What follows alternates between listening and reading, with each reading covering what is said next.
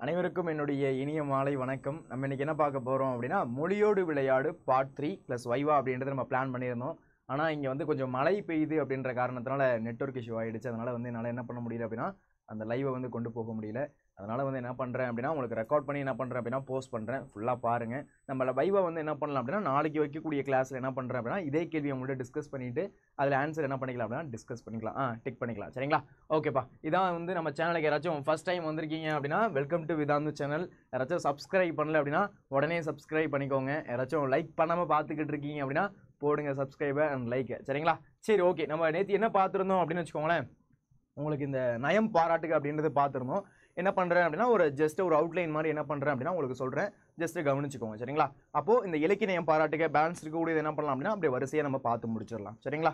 சரி, ஓகேப்பா. சரி, கவனிங்க. இதில் என்ன கொடுத்துருக்காங்க அப்படின்னு பாருங்களேன். கொடுக்கப்பட்டுள்ள பாடலை படித்து நயம் பாராட்டுக அப்படின்னு கேட்பாங்க. இது வந்து எங்கே கேட்பாங்க அப்படின்னா, இப்போ டேர்ம் எக்ஸாம் நடக்குதுல்ல. இப்போ வந்து பார்த்தீங்கன்னா ஃபர்ஸ்ட் டேர்ம் எக்ஸாம் நடக்கும். அதுக்கடுத்து பார்த்தீங்க அப்படின்னா உங்களுக்கு குவார்டர்லி எக்ஸாம் இந்த மாதிரிலாம் வைக்கிறாங்கல்ல. அந்த மாதிரி டைமில் ஸ்கூல் தான் என்ன பண்ணுவாங்க அப்படின்னா அந்த மாதிரி எக்ஸாம் அப்படின்றது வைப்பாங்க. அந்த டைமில் கேட்கல அப்படின்னா கூட போர்டு எக்ஸாம், பப்ளிக் எக்ஸாமில் என்ன பண்ணுவாங்க அப்படின்னா இந்த மாதிரி கேள்விகள் அப்படின்றது அதிகமாக கேட்பாங்க. சரிங்களா? அதனால் இலக்கிய நயம் பாராட்டுக அப்படின்றது நீங்கள் என்ன பண்ணிக்கலாம் அப்படின்னா நான் சொல்லித்தரேன். அதை நீங்கள் படிச்சுக்கோங்க. சில டைம் என்ன ஆகும் அப்படின்னா, உங்களுடைய கைடு நீங்கள் வேறு கைடு வாங்கியிருப்பீங்க. அதில் கொஞ்சம் வித்தியாசமாக கொடுத்துருப்பாங்க. முன்னுரை முடிவுரை அப்படின்றத போட்டு நீங்கள் அப்படியே எழுதலாம். முன்னுரை முடிவுரை போட்டு எதுக்கு எழுதலாமா சார்? எழுதலாம், தாராளமாக எழுதலாம். அதில் எந்த ஒரு சந்தேகமும் கிடையாது. நீங்கள் என்ன பண்ணிக்கலாம், அதில் முன்னுரை முடிவுரை போட்டு என்ன பண்ண முடியும் அப்படின்னா நீங்கள் எழுத முடியும். சரிங்களா? ஓகே. அப்போ இதில் என்ன சொல்கிறாங்கன்னு பாருங்கள். கொடுக்கப்பட்டுள்ள பாடை படித்து நயம் பாராட்டுக அப்படின்னு சொல்லியிருக்காங்க. நான் ஆல்ரெடி நடத்தினது தான். சின்னதாக என்ன பண்ணுறேன், ஒரு ஸ்பீடாக ஒரு குயிக் ரிவிஷன் மாதிரி நம்ம பார்த்துடலாம். சரிங்களா? கவிதையில் உள்ள திரண்ட கருத்து பொருள் நயம், சொல் நயம், சந்தநயம், தொடை நயம், அணிநயம் ஆகியவை இடம்பெற வேண்டும். இதில் என்ன சொல்ல வராங்க அப்படின்னா, இந்த நயங்கள்லாம் நீங்கள் என்ன பண்ணியிருக்கணும் அப்படின்னா எழுதியிருக்கணும் அப்படின்னு சொல்கிறாங்க. இந்த நயங்கள்லாம் என்ன பண்ணியிருக்கணும், நீங்கள் குறிப்பிட்டிருக்கணும் அப்படின்னு சொல்கிறாங்க. சரிங்களா? சரி, பாருங்க. தேனினும் இனியர் செந்தமிழ் மொழியே, தென்னாடு மெழுங்குதற் திகழ்ந்தன் மொழியே, ஊனினும் மொழிருரு ஒண்டமிழ் மொழியே, உணர்வின் குணவதாய் ஒளிர்தமிழ் மொழியே, வானினும் ஓங்கிய வண்டமிழ் மொழியே, மாந்தருக்கு வயங்குதன் மொழியே, தானின சிறப்புதன் தனித்தமிழ் மொழியே, தலை திணித்தோங்குவாய் தண்டமிழ் மொழியே அப்படின்ற ஒரு பாடல் கொடுத்துருக்காங்க. இது யார் இயற்றிருக்கா அப்படின்னு பார்த்தீங்கன்னா கா நமச்சிவாயர். சரிங்களா? கா நமச்சிவாயர் அப்படின்றவர் ஏற்றிருக்காரு. இது எப்படி ஈஸியாக ஞாபகம் வச்சுக்கலாம் அப்படின்னா, தேன் அப்படின்றத நான் நித்தியா சொல்லியிருந்தேன். தேன் மாதிரி இருக்குது இந்த பாடல். அப்போ நமச்சிவாயா, தேன் அப்படின்றது நமச்சிவாயா அப்படின்னு ஞாபகம் வச்சுக்கோ. அப்படி இல்லை அப்படின்னா மொழியே மொழியே அப்படின்னு வந்துச்சு அப்படின்னா அது நமச்சிவாயா அப்படின்னு ஞாபகம் வச்சுக்கோங்க. ஜஸ்ட் இந்த பாடல் யார் ஏற்றிருக்கா அப்படின்றது தெரியணும். சரிங்களா? அதனால வந்து ஃபுல்லாக மனப்பாடம் பண்ண சொல்லலை. ஜஸ்ட் இதை பார்த்த உடனே உங்களுக்கு தெரியும், ஓகே இது வந்து யார் ஏற்றிருக்கா அப்படின்னா இந்த இடத்துல வந்து நமச்சிவாயா ஏற்றிருக்காரு அப்படின்றது தெரிஞ்சா போதும். சரியா? நமச்சிவாயர். ஓகேவா? ஓகே. தேனும் இனியர் செந்தமிழ் மொழி அப்படின்றது ஏற்றினது யாரு? கா நமச்சிவாயர். சரிங்களா? ஃபர்ஸ்ட் பாயிண்ட் இது எல்லாருக்கும் புரியணும். சரிங்களா? அப்ப தேனினும் இனியனர் செந்தமிழ் மொழியே, தென்னாடு விலங்குதற் திகழ்ந்ததன் மொழியே, ஊனினும் ஒளிரும் ஒண்டமிழ் மொழியே, உணர்வின் குணவதாய் ஒளிர்தமிழ் மொழியே. என்ன சார் சொல்ல வராங்க இந்த ஒரு பாடல்ல? ஃபர்ஸ்ட் நீங்க இந்த மாதிரி இலக்கிய நயம் பாராட்டை கொடுத்துட்டாங்க அப்படின்னு வச்சுக்கோங்களேன். ஃபர்ஸ்ட் நீங்க என்ன பண்ணணும் அப்படின்னா இந்த ஒரு பாடலை பார்க்கணும். சரிங்களா? இந்த பாடலை பார்க்கணும். அது என்ன புரியுது அப்படின்றத நீங்க என்ன பண்ணணும், கவனிக்கணும். சார் திடீர்னு என்ன பாட்டுனே தெரியல சார், எதுவே எங்கேருந்து எடுத்து என்ன பண்ணிட்டாங்க அப்படின்னா வச்சுட்டாங்க சார் அப்படின்னு நீங்க நினைச்சீங்க அப்படின்னா முடிஞ்ச அளவு என்ன பண்ணுங்க அப்படின்னா ஃபோக்கஸ் பண்ணி பாருங்க. என்ன சொல்ல வராங்க அப்படின்றது யோசிங்க. அது என்ன சொல்றாங்க அப்படின்னு பாருங்க. தேனினும் இனியனர் மொழியே, தேனை விட இனியதா இருக்கு செந்தமிழ் மொழி. இந்த மாதிரி உங்களுக்கு எவ்வளவு தூரம் அண்டர்ஸ்டாண்ட் ஆகுதோ அதை என்ன பண்ணணும் அப்படின்னா திரண்ட கருத்துல எழுதணும். சார் எனக்கு சுத்தமா தெரில, ஃபுல்லா எனக்கு பிளாங்கா இருக்கு, எனக்கு என்னன்னு கண்டுபிடிக்கிறதே தெரில அப்படின்னா அட்லீஸ்ட் என்ன பண்ணுங்க, கொஞ்சம் அங்கங்க மானை தேனை பொன்மானை போட்டு இந்த பாடலை மொத்தமா எழுதி வச்சிருங்க. ஓகேவா? தெரியாத பட்சத்தில் இது எதுக்காக சொல்றேன் அப்படின்னா, எனக்கு எதுவுமே தெரில சார், எனக்கு சுத்தமா தெரியல அப்படின்ற ஒரு ஸ்டேஜ் வரப்போ மட்டும் என்ன பண்ணிக்கோங்க, இதை அப்படியே எழுதி வச்சுக்கோங்க. மற்றபடி படிச்சா எனக்கு புரியுது. இப்போ இதில் வந்து தேனை விட இனிதாக இருக்க முடிய செந்தமிழ் மொழி இந்த மாதிரி படித்த உடனே புரியுது அப்படின்னா நீங்கள் அதை தான் திரண்ட கருத்தாக எழுதணுமே தவிர, சார் எனக்கு தெரியும் ஆனால் வந்து எனக்கு கடுப்பாக இருக்குது, எழுத வந்து போர் அடிக்குது அப்படின்றதுனால இதை எழுதுறேன் அப்படின்னு எழுதிடக்கூடாது. சரியா? அப்போ நீங்கள் என்ன பண்ணணும், இதை ஒரு வாட்டி ஃபுல்லாக படிக்கணும், என்ன அர்த்தம் புரியுது அப்படின்றத பார்க்கணும். மோஸ்ட்லி உங்களுடைய புக்லேருந்து தான் கேட்பாங்க. இந்த குவார்டர்லி எக்ஸாம், ஆஃப்லி எக்ஸாம் என்ன பண்ணுவாங்க, அந்த டிஸ்ட்ரிக்ட் எக்ஸாம் வைக்கும் போது கொஞ்சம் கஷ்டப்படுத்தணும் அப்படின்றதுக்காக சில பாடல் எக்ஸ்ட்ரா பாடலாம் எடுத்து வைப்பாங்க. அந்த மாதிரி வைக்கும் போது என்ன பண்ணணும், உங்களுக்கு எப்படி தெரியுது அப்படின்றத பார்த்து அதுக்கேற்ற மாதிரி என்ன பண்ணணும், நீங்க ஆன்சர் பண்ணணும். சரிங்களா? இந்த பாயிண்ட் ரொம்ப முக்கியம். சரியா? ஏன்னா வந்து தெரியல அப்படின்னு திரண்ட கருத்தை பாதி பேர் விட்டுட்டு வந்துருவாங்க. விட்டுட்டு வந்தீங்க அப்படின்னா மார்க் போயிடும். ஏன்னா அவங்க கொடுத்துக்கிறது என்ன கொடுத்துறாங்க, திரண்ட கருத்து எழுதணும், பொருள் நயம் எழுதணும், சொல் நயம் எழுதணும், இந்த மாதிரி ஏகப்பட்ட நயங்கள் நீங்க எழுதணும் அப்படின்னு சொல்றாங்க. சரிங்களா? ஓகே. அப்ப சிம்பிளா என்ன பண்ண போறீங்க, ஃபர்ஸ்ட் திரண்ட கருத்து அப்படின்றது எழுத போறீங்க. திரண்ட கருத்து சிம்பிளா நீங்க எழுத போறீங்க. சரியா? சரி, இதுல என்ன திரண்ட கருத்து வருது அப்படின்னு பாப்போமா? திரண்ட கருத்து. தேனை விட இனிய செந்தமிழ் மொழியே, தென்னாடு பெருமை கொள்ளும் தென்மொழியே, தேனை விட இனிய செந்தமிழ் மொழியே. தேனை விட இனிதான் நம்முடைய செந்தமிழ் அப்படின்றது. தேனை விட இனிது. நான் ஆல்ரெடி உங்கள்கிட்ட கூட அந்த பாடல் கூட சொன்னேன். என்னது நம்முடைய பாடல்? செம்மொழி தமிழ்மொழி, செம்மொழியான தமிழ் மொழியா, அந்த பாட்டு வந்து என்ன பண்ணியிருப்போம் அப்படின்னா சின்ன பிள்ளைல நிறைய வாட்டி கேட்டிருப்போம். அந்த மாதிரி சரியா, அந்த மாதிரி தேனை விட இனிய செந்தமிழ் மொழியை, தேனை விட இனிதாக இருக்குமா, தேனே அவ்வளோ டேஸ்ட்டாக இருக்கும். நான் நேற்று கூட சொன்னேன், நம்ம என்ன பண்ணுவோம், தேன் எடுத்து அந்த பாலில் ஊற்றி என்ன பண்ணுவோம் அப்படின்னா மிக்ஸ் பண்ணி குடிப்போம் சரியா, அதுவே செம டேஸ்ட்டாக இருக்கும். அதை விட இனிமையாக எது அப்படின்னா நம்முடைய தமிழ் மொழி. அதனால தான் பாரதியார் சொல்கிறார், யாமறிந்த மொழியிலேயே தமிழ் மொழி போல் இனிதான மொழி எங்கும் காணும். எனக்கு நிறையா மொழிகள் தெரியும், ஆனால் எனக்கு ரொம்ப பிடிச்ச மொழி, எனக்கு ரொம்ப இன்ட்ரெஸ்டாக இருக்கக்கூடிய மொழி எது அப்படின்னா என்னுடைய தமிழ் மொழி தான். தேனை விட இனிமையாக இருக்கக்கூடிய மொழி எது? அது தமிழ் மொழி. தேனை விட இனிய செந்தமிழ் மொழியே தென்னாடு பெருமை கொள்ளும் தென்மொழியே, தென்னாடு பெருமை கொள்ளக்கூடிய தென்மொழியே அப்படின்னு சொல்றாங்க. தென்னாடு பெருமை கொள்ளக்கூடிய தென்மொழியே, உடம்பில் ஒளிவிட்டு விளங்கும் உயர்ந்த மொழியே, உடம்புல ஒளிவிட்டு விளங்கக்கூடிய உயர்ந்த மொழியே, உடம்புல ஒளிவிட்டு விளங்கக்கூடிய ஒரு உயர்ந்த மொழியே, உணர்வுக்கு உணர்வாக விளங்கும் மொழியே. உணர்வுக்கு உணர்வாக இருக்கக்கூடிய மொழி எது? நம்மளுடைய மொழி. வானை விட புகழை கொண்ட மொழியே, வானை விட புகழ் தான். ஓகேவா? அவர் வந்து என்ன பண்றாரு, நம்மளுடைய கவிஞர் கான் அமைச்சுவார் என்ன பண்றாரு, ஹை பேத்துறாரு. என்னுடைய தமிழ் மொழி எப்படி தெரியுமா, தேனோட இனிமையா இருக்கும். என்னுடைய தமிழ் மொழி எப்படி தெரியுமா, வானோட பெருசா இருக்கும். இந்த இடத்துல ஒரு அணி வரும், அதாவது உயர்வு நவிர்ச்சி அணி அப்படின்னு சொல்லுவாங்க. இயல்பா இருக்கு சொன்னா அது இயல்பு நவிர்ச்சி அணி, இயல்பா இருக்கு அப்படின்னு சொல்றது. அதுவே ஹை பேத்தி சொல்றாங்கன்னு வச்சுக்கோங்க, அப்படியே எக்ஸாக்ட் பண்ணி சொல்றாங்கன்னு வச்சுக்கோங்க, அதாவது இப்படி இருக்கு அப்படி இருக்கு அந்த மாதிரி சொல்றாங்க அப்படின்னா அது என்ன அப்படின்னா உயர்வு நவிர்ச்சி அணி. உயர்வு அப்படின்றது வச்சுக்கோங்க, அப்படியே இப்படி இருக்குது அது அப்படி இருக்குது அப்படின்ற மாதிரி சொல்றது. அப்ப இந்த இடத்துல பாத்தீங்க அப்படின்னா தேனை விட இனிமையா இருக்கு அந்த பாயிண்ட் ஒன்று. அதுக்கடுத்து வானை விட உயர்ந்ததா இருக்கு அந்த பாயிண்ட் ஒன்று. இதெல்லாம் என்ன பண்றாங்க, கொஞ்சம் ஹை பேத்தி சொல்றாங்க. அதனாலதான் என்ன சொல்றாங்க, இந்த அணி உயர்வு நவிர்ச்சி அணியில வரும். இந்த பாடல் எதுல குறிப்பிட்டிருக்காங்க, உயர்வு நவிர்ச்சி அணியில வரும். இந்த பாயிண்ட் நீங்க உங்களுக்கு புரிஞ்சுக்கும் சரியா. தேனை விட இனிய செந்தமிழ் மொழியே தென்னாடு பெருமை கொள்ளும் தென்மொழியே, தென்னாடு பெருமை கொள்ளக்கூடிய ஒரு தென்மொழியே. நம்மளுடைய தென்னாடு பெருமை கொள்ளக்கூடியதுல ஒரு முக்கியமான மொழி இது நம்முடைய தமிழ் மொழி. ஏன் அப்படின்னா 2000 வருஷத்துக்கு முற்பட்ட ஒரு மொழி, 2000 வருஷத்துக்கு முற்பட்ட மொழி. அதனாலதான் நம்முடைய தென்னாடு பெருமை கொள்ளக்கூடிய தென்மொழியே, உடம்பில் ஒளிவிட்டு விளங்கும் உயர்ந்த மொழியே. உடம்புல ஒளிவிட்டு விளங்குது அப்படின்னா நம்மளுடைய அறியாமையில என்ன பண்ணுது, இந்த மொழி நமக்கு நீக்கி தருது. அறியாமை என்ன பண்ணுது, நீக்கி தருது. அப்போ உடம்பில் ஒளிவிட்டு விளங்கும் உயர்ந்த மொழியே, உணர்வுக்கு உணர்வாக விளங்கும் மொழியே. உணர்வுக்கு உணர்வாக விளங்குது. அப்போ உன்கிட்ட சொல்லணும்னு வச்சுக்கோங்க, இப்போ நான் இங்கிலீஷ்ல வந்துட்டு ஏதாச்சும் ஒரு 4 வார்த்தை ஏதாச்சும் வந்து டஸ் புஸ்ன்னு வந்துட்டு வந்து புரியாத மாதிரி நானும் புரியாத மாதிரி ஒன்று பேசுறேன்னு வச்சுக்கோங்க, உனக்கு எப்படி இருக்கும், கொஞ்சம் கொஞ்சம் புரியும். அப்படி என்ன பண்ணுவோம், ஓகே அதை தான் சொல்ல வரீங்களா அப்படின்னு இருக்கும். ஆனால் அதுவே நம்மளுடைய தாய்மொழி, நான் தமிழில் நல்லா வந்துட்டு பேசுகிறேன்னு வச்சுக்கோங்க, என்ன ஆகும், நான் வந்து காமெடி சொன்னால் நீ சிரிப்பேன், நான் வந்து சோகமாக ஒரு விஷயம் சொன்னேன் அப்படின்னா சேட் ஆகுவேன், இந்த மாதிரி வந்து ஒரு மோட்டிவேஷனாக சொல்கிறேன் அப்படின்னா அப்படியே கூஸ் பம்ப் ஆவேன். இந்த மாதிரி என்ன பண்ணுவோம் அப்படின்னா அந்த ஒரு மொழிக்கு ஏற்ற மாதிரி என்ன பண்ணுவோம். அதனால தான் ஒரு வார்த்தை நெல்சன் மண்டேலா சொல்லுவார், இந்த மாதிரி வந்து நீ சொல்லக்கூடிய வார்த்தை அதாவது வந்து வேற மொழியில சொன்ன அப்படின்னா அர்த்தத்தை புரிஞ்சுப்பாங்க. அப்படி அர்த்தத்தை புரியுறது அப்படின்றது அவங்களுடைய மூளைக்கு போகும். நீ ஏன்னா அவனுடைய தாய்மொழியில பேசணும் அப்படின்னா அது இதயத்துக்கு போகும் அப்படின்னு சொல்லியிருப்பாரு. யாரு அப்படின்னா நெல்சன் மண்டேலா. அப்ப அந்த மாதிரி உடம்புல ஒளிவிட்டு விளங்கக்கூடிய செந்தமிழ் மொழியே, உணர்வுக்கு உணர்வாக விளங்கக்கூடிய மொழியே, வானை விட புகழை கொண்ட மொழியே, வானத்தை விட பெருசு நீனு, மாந்தர்களுக்கு 2 கண்களாக விளங்கும் நன்மொழியே. மாந்தர்களுக்கு 2 கண்கள், மனுஷங்களுக்கு 2 கண்ணா இருக்கக்கூடியது மொழி. உன்ட்ட வந்து நான் கேட்கறேன் எந்த கண்ணுடா வேணும் அப்படின்னு கேட்டேன்னா சொல்லுவேன், சார் எனக்கு 2 கண்ணுமே தான் வேணும். அது என்ன இந்த கண்ணு இந்த கண்ணுன்னு கேட்குறீங்க, எனக்கு 2மே முக்கியம் தான். சொல்லுவோமா சொல்ல மாட்டோமா, ஒரு கண்ணு மட்டும் இருந்தா போதும் அப்படின்னு சொல்லுவியா, 2 கண்ணுமே முக்கியம் தான். அந்த மாதிரி மாந்தர்களுக்கு 2 கண்களாக விளங்கும் நன்மொழியே, தானாகவே சிறப்புற்று விளங்கும் தனித்தமிழ் மொழியே, தானாகவே சிறப்புற்று விளங்கக்கூடிய ஒரு தனித்தமிழ் மொழியே, தலை திணிது உயர்வாய் எம்மொழியே. அந்த மாதிரி தலை திணிது உயர்வாய் என்னுடைய எம்மொழியே அப்படின்ற மாதிரி என்ன பண்ணியிருக்காங்க இந்த இடத்துல நமக்கு இந்த பாடலை கொடுத்துருக்காங்க சரிங்களா. திரண்டு கருத்து அப்படின்றது ஒன்றும் கிடையாது. அந்த பாடலை படித்து பார்க்க போறீங்க, படித்து பார்க்கும்போது என்ன புரியுதுன்னு பார்க்குறீங்க, புரியறதை நீங்கள் எழுதி வைக்க போறீங்க ஃபுல்லாக. அதுதான் என்ன அப்படின்னா திரண்ட கருத்து. திரண்ட கருத்து ஒருவேளை தெரியல, படிச்சதுலேருந்து வரல, ஏதோ ஒரு புதுசாக இங்கேருந்து ஒரு எடுத்து வச்சிருக்காங்க அப்படின்னா நான் சொன்ன மாதிரி அதில் மானை தேனை பொன்மானை போட்டு நீங்கள் என்ன பண்ணணும், அந்த திரண்ட கருத்து அப்படின்றத ஹோலாக எழுதணும் சரியா. இந்த மாதிரி எழுதுனீங்க அப்படின்னா உங்களுக்கு மார்க்கு கிடைக்கும் சரியா. அது தெரியாத பட்சத்தை தான் தெரிஞ்சுக்கிட்டு, சார் எனக்கு தெரியும் சார் தேனை விட இனிமையாக இருக்கலாம் தெரியும், ஆனால் எழுத கடுப்பாக இருக்குன்னு அந்த பாட்டு அப்படி எழுதி வச்சுட்டேன் அப்படின்னா குறுக்கு அடிச்சிருவாங்க சரியா. இது எதுக்காக, தெரியாத பட்சத்தில் மார்க் வேணுன்ற பட்சத்தில் இது அந்த பாயிண்ட் என்ன அப்படின்றது என்ன பண்ணலாம் நீங்கள் யூஸ் பண்ணலாம் சரியா. ஆனால் வேணும்னே யூஸ் பண்ணக்கூடாது சொல்லிட்டேன் சரியா. ஓகே, திரண்ட கருத்து அப்படின்றது என்ன பண்ணுவீங்க, எல்லாரும் எழுதிடுவீங்க சரியா. திரண்ட கருத்து எல்லாருக்கும் புரிஞ்சிருச்சா?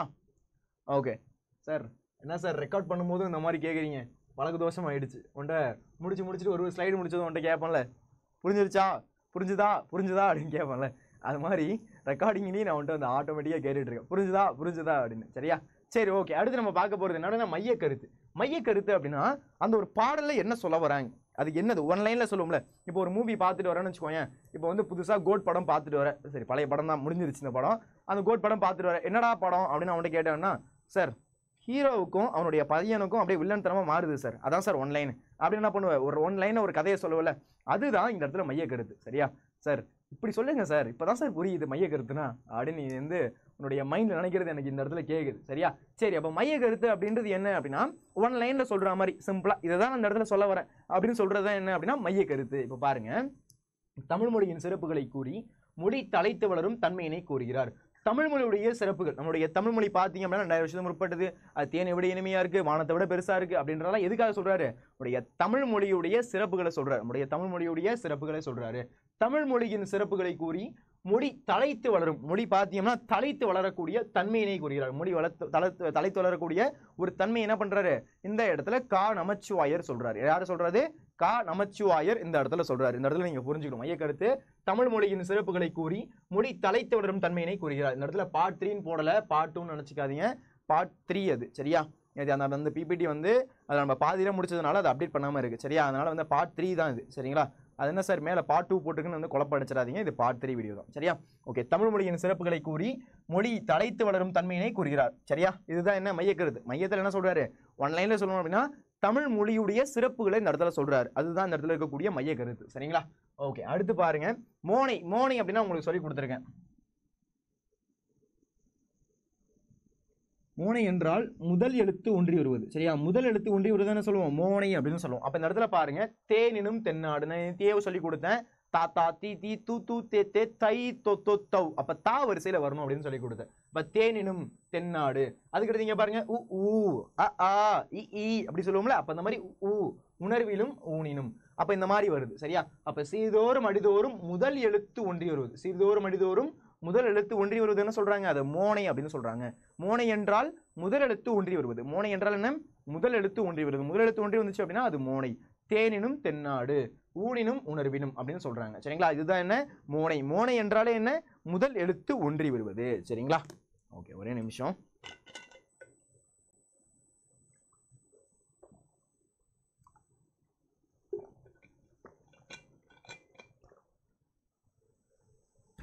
ஓகே, சரியா? அதான் மோனை அப்படின்றது. தேனினும் தென்னாடு, ஊனினும் உணர்விலும் அப்படின்றது. சரிங்களா? இதுதான் என்ன? மோனை அப்படின்றது. சரிங்களா? சரி, ஓகே, அடுத்து போவோமா? ஓகே, அடுத்து பாருங்க, எதுகை. எதுகை அப்படின்னா என்ன? இரண்டாம் எழுத்து ஒன்றி வருவது. இரண்டாம் எழுத்து ஒன்றி வந்துச்சு அப்படின்னா அது என்ன சொல்லுவோம்? எதுகை அப்படின்னு சொல்லுவோம். அப்ப சீர்தோறும் அடிதோறும் முதல் எழுத்து அளவுத்து இருக்க இரண்டாம் எழுத்து ஒன்றி வருவது எதுகை. இரண்டாம் எழுத்து எப்படி இருக்கணும்? அதே மாதிரி சிமிலரா இருக்கணும். இரண்டாம் எழுத்தும் அதே மாதிரி சிமிலரா இருக்கு அப்படின்னா அது என்ன சொல்றாங்க? அதை எதுகை அப்படின்னு சொல்றாங்க. அது என்ன சொல்றாங்க?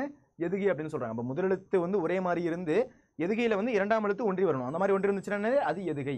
அதுக்கு அடுத்து இயைபு. இயைபு பாருங்க, அடிதோறும் சீரோ எழுத்தோ ஓசையோ ஒன்றி வருவது இயைபு. மொழியே மொழியே மொழியே மொழியே முடியும் போது பாத்தீங்க அப்படின்னா ஒரே மாதிரி கோரஸா முடியும். எப்படி முடியுது? கோரஸா முடியுது. பாத்தீங்கன்னா மொழியே மொழியே, இந்த மாதிரி ஒரே ரைமிங்கா முடியும். எப்படி முடியும்?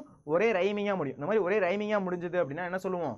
அதை இயைபு அப்படின்னு சொல்லுவோம். அது என்ன சொல்லுவோம்? இயைபு. மொழியே மொழியே, இந்த மாதிரி ஒரே சேமா ஒரே கோரஸா முடியுது அப்படின்னா என்ன சொல்லுவோம்? அதுதான் இயைபு அப்படின்னு சொல்லுவோம். அப்ப முடிஞ்சது அப்படின்னா மொழியே மொழியே, வேண்டும் வேண்டும், கடைசியா இல்லைன்னா அந்த சிமிலரா முடியணும். அந்த மாதிரி முடியுது அப்படின்னால என்னது? அது இயைபு. சரிங்களா? எதுகை அப்படின்றது இரண்டாம் எழுத்து ஒன்றி வருவது. அதுக்கடுத்து இயைபு அப்படின்றது கடைசியில இருக்கக்கூடிய அந்த எழுத்து அப்படின்றது எப்படி ஆகுது? கோரஸா முடியுது. சரியா? ஓகே, சரி, அடுத்து போவோமா? சரி, அடுத்து பாருங்க, சந்தனயம். இந்த என் சீர் களி நெல்லடி ஆசிரிய விருத்தம் இதுல பயின்று வந்திருக்கு. அவ்வளவுதான் சார். இந்த என் சீர் களி நெல்லடி அப்படின்னா என்ன சார்? இப்ப பாத்தீங்க அப்படின்னா வெண்பா அப்படின்றது இருவர் உரையாடுவது போன்று இருக்கும் ஆசிரியப்பா. அதுக்கடுத்து துள்ளல் ஓசை, அதாவது வந்து பாத்தீங்க அப்படின்னா கடிப்பா அப்படின்னு சொல்லுவாங்க. அப்படியே இருக்கும். அந்த ஒரு பாடல் அப்படின்றது ஹைப்பேத்திட்டே போயிட்டு இருக்க மாதிரி இருக்கும். அதுக்கடுத்து தூங்கல் ஓசை, அந்த பாடல் அப்படியே குறைஞ்சிக்கிட்டே வரும். இதெல்லாம் என்ன அப்படின்னா அந்த பாவகை. சரிங்களா? அந்த பாவகை வரும்போது உங்களுக்கு நடத்துறேன். இந்த ஒரு டாபிக் எடுத்து தனியா நடத்தினேன் அப்படின்னா அது ஒரு கிளாஸ் தனியா போகும். சரியா? அதனால இந்த பாடல என்ன பயின்று வருது? என் சீர் களி நெடிலடி ஆசிரிய விருத்தம் பயின்று வந்திருக்கு. சரிங்களா? இதை மட்டும் ஞாபகம் வச்சுக்கோங்க. கா நமச்சிவாரி இயற்றியக்கூடிய ஒரு பாடல்ல என் சீர் களி நெடிலடி ஆசிரிய விருத்தம் பயின்று வந்திருக்கு. இதனுடைய சந்தனயம் அப்படின்றது ஞாபகம் வச்சுக்கோங்க. அணி பாத்தீங்கன்னா மொழியின் சிறப்பாக உயர்வாக கூறியுள்ளதால் உயர்வு நபிர்ச்சி அணி பயின்று வந்துள்ளது. நம்மளுடைய சொன்ன தேனை விட இனிமையா இருக்கு. அதுக்கடுத்து பாத்தீங்க அப்படின்னா அதுல வந்து வானத்தை விட உயர்வா இருக்க முடிய தமிழ் மொழி. அந்த மாதிரி என்ன பண்றாரு? ஹைப் ஏத்துறாரு. இந்த மாதிரி ஹைப் ஏத்துறது அப்படின்றதுனால என்ன சொன்ன? உயர்வு நவிர்ச்சி அணி. சரியா? ஹைப் ஏத்துறதுனால என்னது? உயர்வு நவிர்ச்சி அணி அப்படின்றது இதுல பயின்று வந்திருக்கு அப்படின்றது தெரிஞ்சுக்கோங்க. சரிங்களா? சரி, ஓகே, அடுத்து போவோமா? அடுத்து பாருங்க, சொற்களை இணைத்து புதிய சொற்களை உருவாக்குக. இது நம்ம வந்து பார்த்ததுதான். இதுல பாத்தீங்கன்னா பொன் பிளஸ் சை, பொன் சை, மணி பிளஸ் விலங்கு ஒன்றும் கிடையாதுடா. அந்த வார்த்தையை ஒன்றிணைக்கிறாங்க. பூ பிளஸ் மணி பூமணி. இந்த மணி இருக்கா, அப்படியே எடுத்துட்டு போய் இந்த பூவோட சேருங்க, பூமணி. அந்த அவ்வளோதான். அதுக்கு அடுத்து என்ன இருக்கு, பொன்சை. பொன் எங்க இருக்கு, பொன் எங்க இருக்கு, பொன். அதுக்கு அடுத்து இங்க செய், ரெண்டுத்தையும் கனெக்ட் பண்ணுங்க. பொன் பிளஸ் செய், பொன்சை. அவ்வளோதான். மணி விளக்கு. மணி எங்க இருக்கு, மணி மணி இருக்கா, மணி பிளஸ் விளக்கு, மணி விளக்கு. மணி பிளஸ் மேகலை, மணி மேகலை. இதுதான் ரொம்ப ஈஸியாக இருக்குது. மணி பிளஸ் மேகலை, மணி மேகலை. பூ பிளஸ் மலை, பூமலை. மலை எங்கே இருக்கா, பூ எங்கே இருக்கு, இந்த லாஸ்ட்டில் இருக்குது. பூ பிளஸ் மலை, பூமலை. வான் பிளஸ் மலை, வான்மலை. வான் எங்கே இருக்குது, இந்த இடத்துல இருக்குது. வான் பிளஸ் மலை எங்கே இருக்குது, இந்த இடத்துல இருக்குது. வான் பிளஸ் மலை, வான்மலை. தேன் பிளஸ் மலை, தேன்மலை. எனக்கு ஏதோ சின்ன பையன் 1வது 2வது படிக்கக்கூடிய பையனுக்கு ஏதோ வந்து சின்ன வயதில் இங்கே இருக்கு, இது எங்கே இருக்கு சொல்லி பார்ப்போம், அந்த மாதிரி சொல்லி கொடுக்குற மாதிரி ஒரு ஃபீல் ஆகுதுடா. சரி பையன், நீங்களும் என்ன சின்ன பசங்க தானே, சரி ஓகே ஓகே. அதுக்குன்னு 1வது 2வது பசங்களாம் சொல்ல மாட்டேன், சரியா? சரி ஓகே. எனக்கு அந்த மாதிரி தான் நான் ஃபீல் ஆனிச்சு. இது எங்கே இருக்குது, இது எங்கே இருக்குது, ரெண்டுத்தையும் கனெக்ட் பண்ணி பார்ப்போம். அந்த மாதிரி கடைசியாக பார்த்தீங்க அப்படின்னா அந்த கேள்வி எங்கேயும் எக்ஸாமில் பெருசாக கேட்கறது இல்லை. ஆனால் தெரிஞ்சுக்கோங்க, சரியா? கேட்க மாட்டாங்க அப்படின்றதுக்கு நம்ம படிக்காமல் இருக்கக்கூடாது. ஒருவேளை கேட்டுட்டா அங்கே மாட்டிக்கக்கூடாது. அதனால் படிச்சுக்கணும் அப்படின்றத இந்த இடத்துல சொல்லிக்கிறேன், சரியா? சரி ஓகே. அடுத்து போவோமா? அடுத்து பாருங்க, நேத்தியே உங்களுக்கு சொல்லி கொடுத்துருந்தேன் ஒரு ஷார்ட்கட், கடலை உருண்டைய. சொல்லுங்க பார்க்கலாம். என்ன சார் கடலை உருண்டைன்னு சொல்றீங்க அப்படின்னா, இந்த தமிழ் எண்களுக்கு ஷார்ட்கட். கடலை உருண்டைய நுணுக்கி சமைத்து ருசித்து சாப்பிட என்ன அம்மா கூப்பிட்டாங்கோ. என்ன சார் சொல்றீங்க, ஏதோ கூப்பிட்டாங்கோ அப்படிலாம் சொல்றீங்க அப்படின்னா நல்லா கவனிக்கணும்.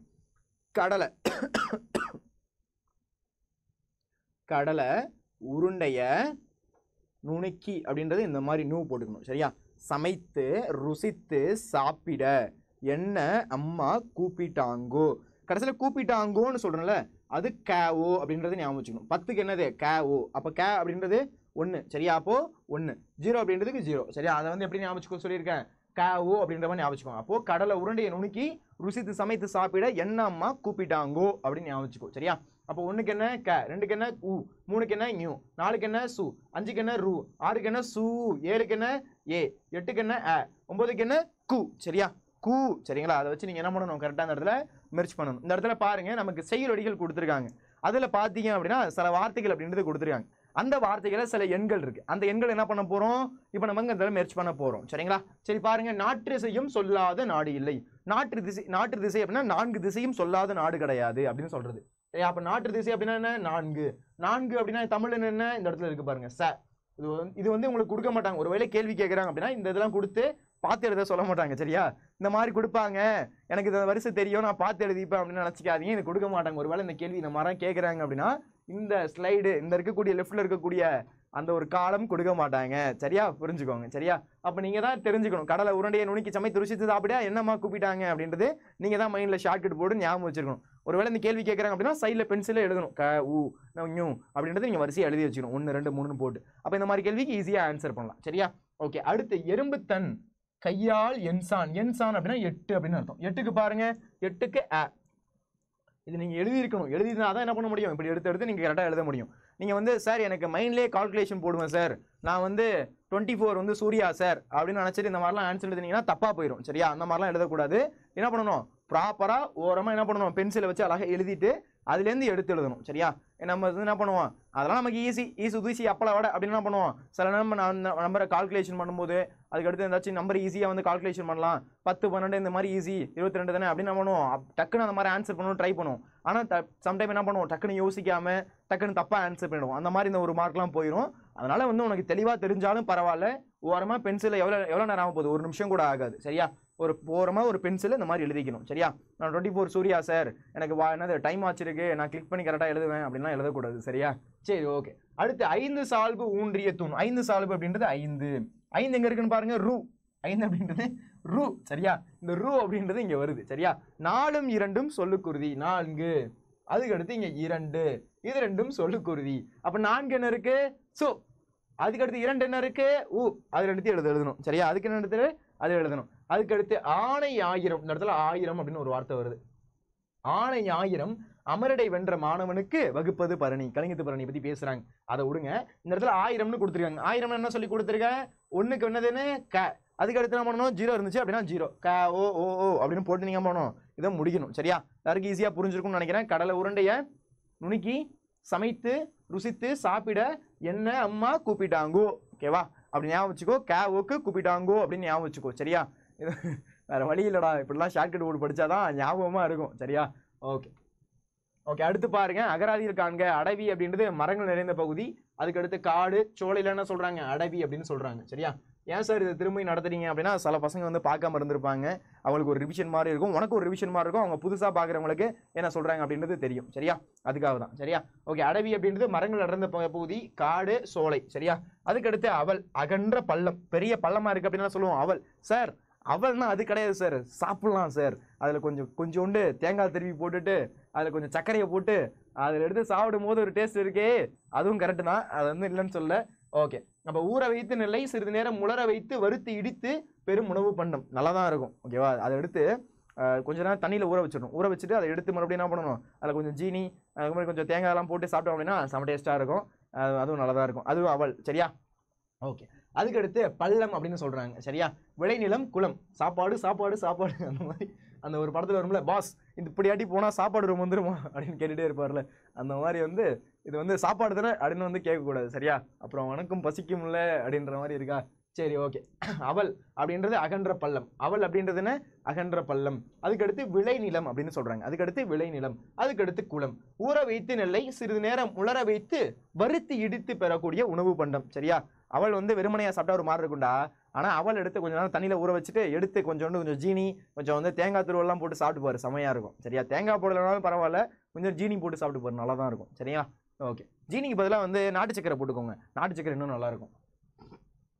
ஓகே. அடுத்து சுவல். சுவல் அப்படின்றது பாத்தீங்கன்னா மேட்டு நிலம். மேட்டு நிலத்தை என்ன சொல்றாங்க? சுவல் அப்படின்னு சொல்றாங்க. தோல் அப்படின்னு ஒரு ஆப்ஷன் இருக்கு. சுவல் அப்படின்றதுக்கு தோல் அப்படின்னு சொல்லலாம், நம்முடைய தோல். அதுக்கு தான் பிடரி, முதுகு, குதிரையுடைய கழுத்து, மயிர், தொல்லை, இது எல்லாத்தையுமே குறிப்பிடுறாங்க. சரிங்களா? ஓகே. சுவல் அப்படின்னா என்னென்ன சொல்றாங்க பாருங்க. மேட்டு நிலம், பிடரி, முதுகு, குதிரையுடைய கழுத்து, மயிர், தொல்லை அப்படின்னு சொல்றாங்க. அதுக்கு அடுத்து செரு அப்படின்னா வயல் அப்படின்னு ஒரு அர்த்தம் இருக்கு. செரு அப்படின்னா வயல், பாத்தி, செய். சேரு நிறைந்த நிலத்தை என்ன சொல்லுவாங்க? செரு அப்படின்னு சொல்லுவாங்க. செருனா வயல் தான் மெயினாக குறிப்பிடுறது. மீதி என்ன அர்த்தமும் வந்துட்டு தான் அதுலேயும் வருது. சரியா? செரு அப்படின்றது என்ன? வயல், பாத்தி, செய், சேரு நிறைந்த நிலம். சரிங்களா? ஓகே. அடுத்து பாருங்க, பழனம் அப்படின்னா பொய்கை, மருது நிலம். ஏன் சார் இவ்வளோ ஸ்பீடாக போறீங்க அப்படின்னா, ஆல்ரெடி நான் நடத்திட்டேன்டா, ஒரு ஜஸ்ட் ஒரு ரிவிஷன் மாதிரி. அந்த இப்போ புதுசாக பார்க்குறவங்களுக்கும் நேற்றி பார்த்தவங்களும் ஒரு ஜஸ்ட் ரிவிஷன் மாதிரி தான். சரியா? புதுசாக பார்க்குறவங்க யாரும் ஏன் சார் இப்படி ஓடுறீங்க அப்படின்னு நினச்சிக்காது. சரியா? ஆல்ரெடி நடத்திட்டேன், அதனால வந்து ஜஸ்ட் ஒரு ரிவிஷன் மாதிரி நான் கொடுத்துட்டு இருக்கேன். சரியா? ஓகே. நீர்நிலச்சோறு, பொதுநிலம். அதுக்கடுத்து புறவு, காடு, முல்லை நிலம், புறம்பு, புறா, முல்லை கொடி, இதெல்லாம் என்ன சொல்றாங்க? புறவு அப்படின்னு சொல்றாங்க. பழனம் அப்படின்னா பொய்கை, மருது நிலம். அதுக்கடுத்து நீர்நிலச்சேறு, பொதுநிலம், இதெல்லாம் வந்து பழனத்துல சொல்றாங்க. புறவு அப்படின்றது காடு, முல்லை நிலம், புறம்பு, புறா, முல்லை கொடி, இதெல்லாம் இதெல்லாம் சொல்றாங்க? புறவுல சொல்றாங்க. சரியா? ஓகே. அதுக்கடுத்து நம்ம நேத்தி பார்த்ததுதான் என்ன அப்படின்னா, காட்சியை கண்டு கவிஞர் எழுதுக. ஒரு இந்த மாதிரி ஒரு பிக்சர் கொடுத்துருவாங்க. அந்த பிக்சரை கொடுத்து என்ன பண்ண சொல்லுவாங்க அப்படின்னா, அந்த பிக்சர்ல உங்களுக்கு என்ன தோணுது அதை வந்து ஒரு கவிதையா எழுதுங்க அப்படின்னு சொல்லுவாங்க. ஃபர்ஸ்ட் நீங்க போட வேண்டியது என்ன அப்படின்னா தலைப்பு. என்ன சார் தலைப்பு எழுதணுமா? சார் தலைப்பு கண்டிப்பா எழுதணும்.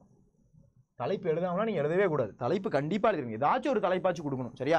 அதனால என்ன பண்ணணும்? தலைப்பு அப்படின்றது கொடுக்கணும். பூட்டின் திறவுகோல் சாவி, அறிவின் திறவுகோல் புத்தகம். புத்தகம் நாளும் படித்திடுவோம், அறிவை நாளும் பெருகிடுவோம், நாளும் பொழுதும் படித்திடு உலகை நீ வென்றிடு. என்ன சார் சொல்றாங்க அப்படின்னா, இந்த ரெண்டு பிக்சரை பாருங்களேன். ரெண்டு பேர் என்ன பண்றாங்க? ரெண்டு பேர் மண்டையிலையும் வந்து இந்த மாதிரி பூட்டு மாட்டி இருக்கு.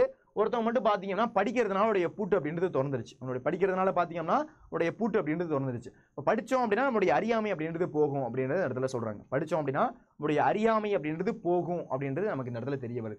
அப்போ ரெண்டு பேர் பார்த்தீங்கன்னா பூட்டு போட்டிருக்காங்க, ஒருத்தவங்க பார்த்தீங்கன்னா பூட்டு ஓப்பன் ஆயிருக்கு. அப்போ படித்தோம் அப்படின்னா நம்மளுடைய பூட்டு அப்படின்றது ஓப்பன் ஆகும். நம்மளுடைய அறியாமை அப்படின்றது பூட்டு அப்படின்னா நமக்கு பூட்டு போட்டிருக்காங்களா சார் உள்ள அப்படின்னா கிடையாது. படிக்க படிக்க நம்மளுடைய அறிவு வளரும் அப்படின்றது இந்த இடத்துல சொல்றாங்க. சரிங்களா? ஓகே. பூட்டின் திறவுகோல் என்ன அப்படின்னா சாவி.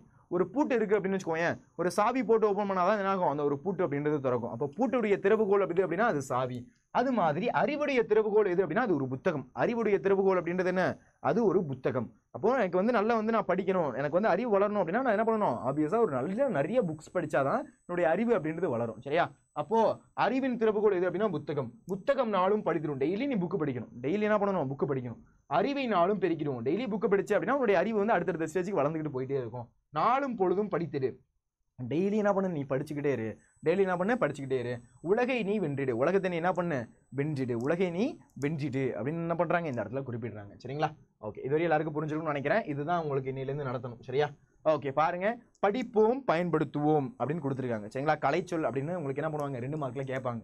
என்ன சார் 2 மார்க்ல கேட்பாங்களா? அது வந்து கேட்கறத பொறுத்துடா. சில டைம் 2 மார்க்ல கேட்பாங்க, சில டைம் பார்த்தீங்கன்னா 1 மார்க்லையும் கேட்பாங்க. இந்த மாதிரி கேட்கும்போது உங்களுக்கு எழுத தெரியணும் சரியா. எழுத தெரிஞ்சாதான் உங்களுக்கு அந்த மார்க் கிடைக்கும் சரியா. ஓகே சரி பாருங்க, அப்போ வவ்வல். வவ்வல் அப்படின்னா என்ன? உயிரெழுத்து. இது நமக்கு பேசிக்கா தெரியக்கூடிய ஒன்று தான், சின்ன வயசுலேருந்து படிச்சிருப்போம். வவ்வல் உயிரெழுத்து. அதனால AEIOU சொல்லுவோம்ல, அந்த மாதிரி வவ்வல் அப்படின்றது என்ன? உயிரெழுத்து. இதில் பாருங்க, உயிரெழுத்து அப்படின்றது தமிழ்ல என்ன இருக்கு? என்னடா இருக்கு? ஆ இ ஊ சரியா, அதுதான் இருக்கு சரியா. வவ்வல் அப்படின்றது என்ன? உயிரெழுத்து. வவ்வல் அப்படின்றது என்ன? உயிரெழுத்து. அதுக்கடுத்து கான்சோனன்ட் அப்படின்றது என்ன அப்படின்னா மெய்யெழுத்து. கான்சோனன்ட் அப்படின்றது என்ன? மெய்யெழுத்து. கான்சோனன்ட் அப்படின்றது என்ன? மெய்யெழுத்து. அதுக்கடுத்து ஹோமோகிராஃப் அப்படின்றது என்ன? ஒப்பெழுத்து. ஹோமோகிராஃப் அப்படின்றது என்ன? அது ஒப்பெழுத்து. ஹோமோகிராஃப் அப்படின்றது ஒப்பெழுத்து. வவ்வல்ஸ் அப்படின்றது உயிரெழுத்து, கான்சோனன்ட் அப்படின்றது மெய்யெழுத்து, ஹோமோகிராஃப் அப்படின்றது ஒப்பெழுத்து. மோனோலிங்குவல் அப்படின்றது என்ன? ஒரு மொழி. மோனோலிங்குவல் அப்படின்றது என்ன? ஒரு மொழி. கான்வர்சேஷன். கான்வர்சேஷன் அப்படின்றது உரையாடல். கான்வர்சேஷன் இருக்கு, அவங்க 2 பேருக்கு இடையில இதுவும் சீரியஸாக கான்வர்சேஷன் போயிட்டு இருக்கு சொல்லுவோம்ல, அது என்ன? உரையாடல். உரையாடல் நிகழ்ந்து கொண்டிருக்கிறது. 6 டிஸ்கஷன். டிஸ்கஷன் அப்படின்னா கலந்துரையாடல். உங்களுடைய ஃப்ரெண்ட்ஸ் கிட்ட சேர்ந்து நீ டிஸ்கஸ் பண்ணிட்டு சொல்லு அப்படின்னு நம்ம சொல்லுவோம். எல்லாரும் சேர்ந்து பேசிட்டு ஒரு முடிவை சொல்லுங்க, அதுதான் கலந்துரையாடல் சரியா. கலந்துரையாடல் வேற, உங்களுக்கு உரையாடல் வேற. உரையாடல் அப்படின்னா கான்வர்சேஷன். நம்ம 2 பேர் பேசிக்கிட்டு இருந்தோம் அப்படின்னா கான்வர்சேஷன். நம்ம எல்லாரும் சேர்ந்து ஒரு முடிவுக்கு வரணும்னு வச்சுக்கோங்க, அதுதான் என்னது? அதுதான் டிஸ்கஷன். நம்ம டிஸ்கஸ் பண்ணி என்ன பண்ணுவோம்? ஒரு ஆன்சர் சொல்லுங்க அப்படின்னு சொல்லுவோம் சரியா. அப்போ வவ்வல்ஸ் அப்படின்றது என்ன? உயிரெழுத்து. வவ்வல்ஸ் அப்படின்றது உயிரெழுத்து. கான்சோனன்ட் அப்படின்றது என்ன? மெய்யெழுத்து. கான்சோனன்ட் அப்படின்றது மெய்யெழுத்து. ஹோமோகிராஃப் அப்படின்றது என்ன? ஒப்பெழுத்து. ஹோமோகிராஃப் அப்படின்றது என்ன? ஒப்பெழுத்து. மோனோலிங்குவல் அப்படின்றது என்ன? ஒரு மொழி. மோனோலிங்குவல் அப்படின்றது என்ன? ஒரு மொழி. கான்வர்சேஷன் அப்படின்றது என்ன? உரையாடல். கான்வர்சேஷன் அப்படின்றது என்ன? உரையாடல். டிஸ்கஷன் அப்படின்றது கலந்துரையாடல். டிஸ்கஷன் அப்படின்றது கலந்துரையாடல் சரியா. ஓகே, லைவாக இருந்தால் என்ன இருப்போம், அதை மறைச்சிட்டு ஆன்சர் சொல்லு அப்படின்னு கேட்டிருப்பேன் சரியா. நெட்வொர்க் இஷ்யூ ஆயிடுச்சு சரிங்களா. ஓகே, வவ்வல் அப்படின்றது என்ன? உயிரெழுத்து. வவ்வல் அப்படின்றது என்ன? உயிரெழுத்து. கான்சோனன்ட் அப்படின்றது என்ன? மெய்யெழுத்து. கான்சோனன்ட் அப்படின்றது என்ன? மெய்யெழுத்து. ஹோமோகிராஃப் அப்படின்றது என்ன? ஒப்பெழுத்து. ஹோமோகிராஃப் அப்படின்றது என்ன? ஒப்பெழுத்து. மோனோலிங்கல் அப்படின்றது என்ன? ஒரு மொழி. மோனோலிங்கல் ஒரு மொழி. கான்வர்சேஷன் அப்படின்றது உரையாடல். கான்வர்சேஷன் அப்படின்றது என்ன? உரையாடல். டிஸ்கஷன் அப்படின்னா கலந்துரையாடல் சரிங்களா. ஞாபகம் வச்சுக்கோங்க.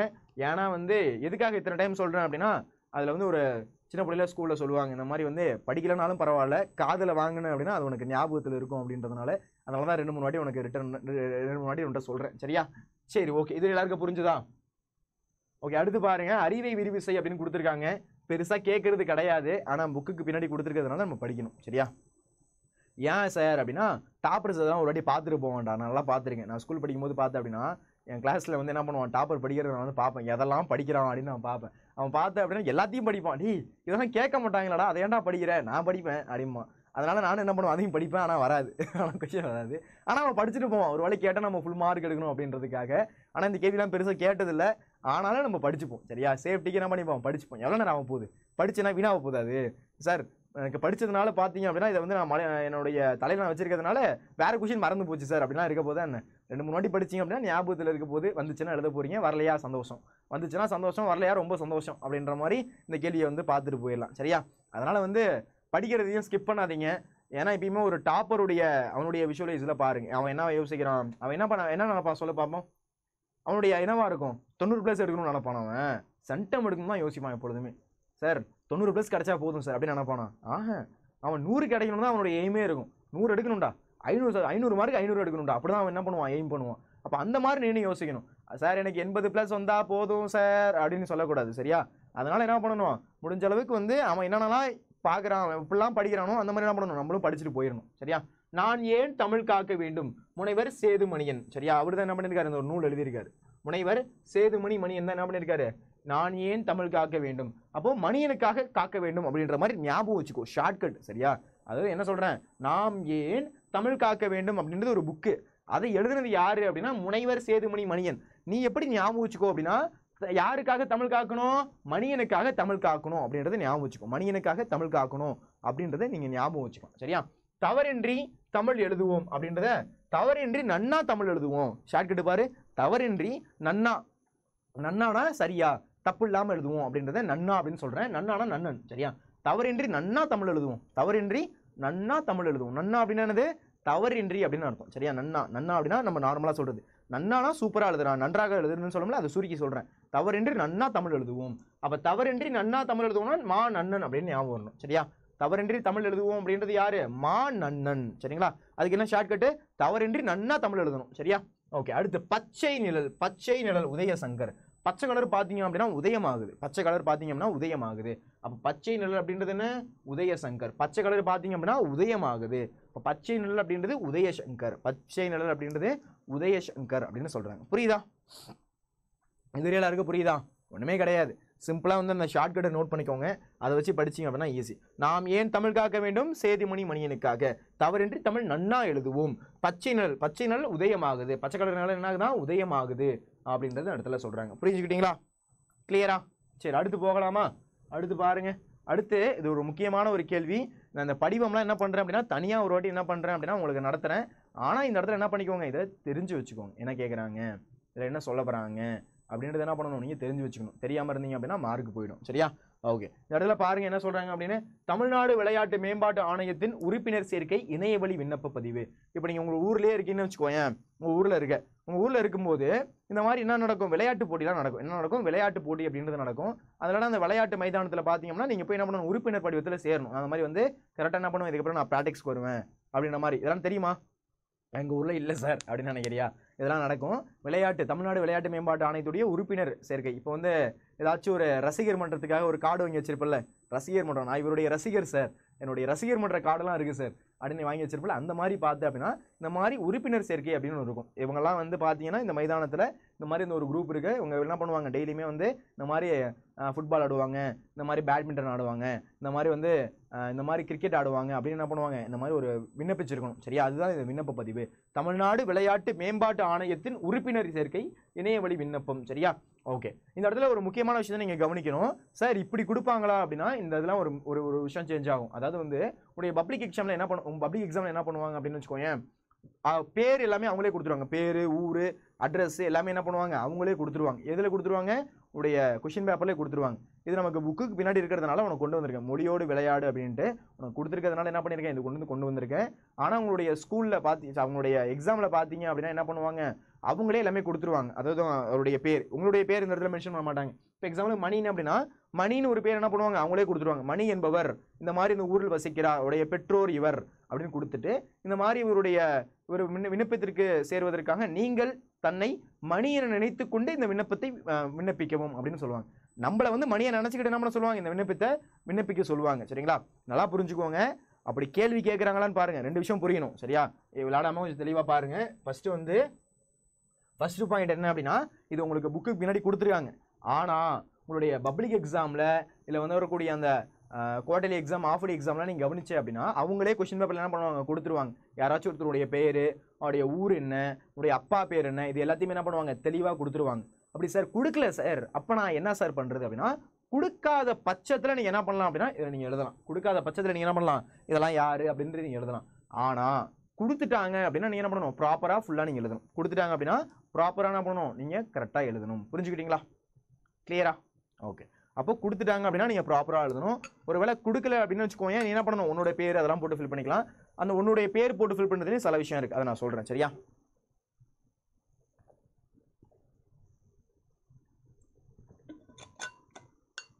ஓகே. இந்த இடத்துல கவனிங்க, முழு பெயர் அப்படின்னு இருக்குன்னு வச்சுக்கோங்க. நீங்கள் ஒன்று வந்து சார் என் பேர் வந்து ஷார்ட்டாக இப்படி தான் சார் கூப்பிடுவாங்க அப்படிலாம் நீ எழுதக்கூடாது.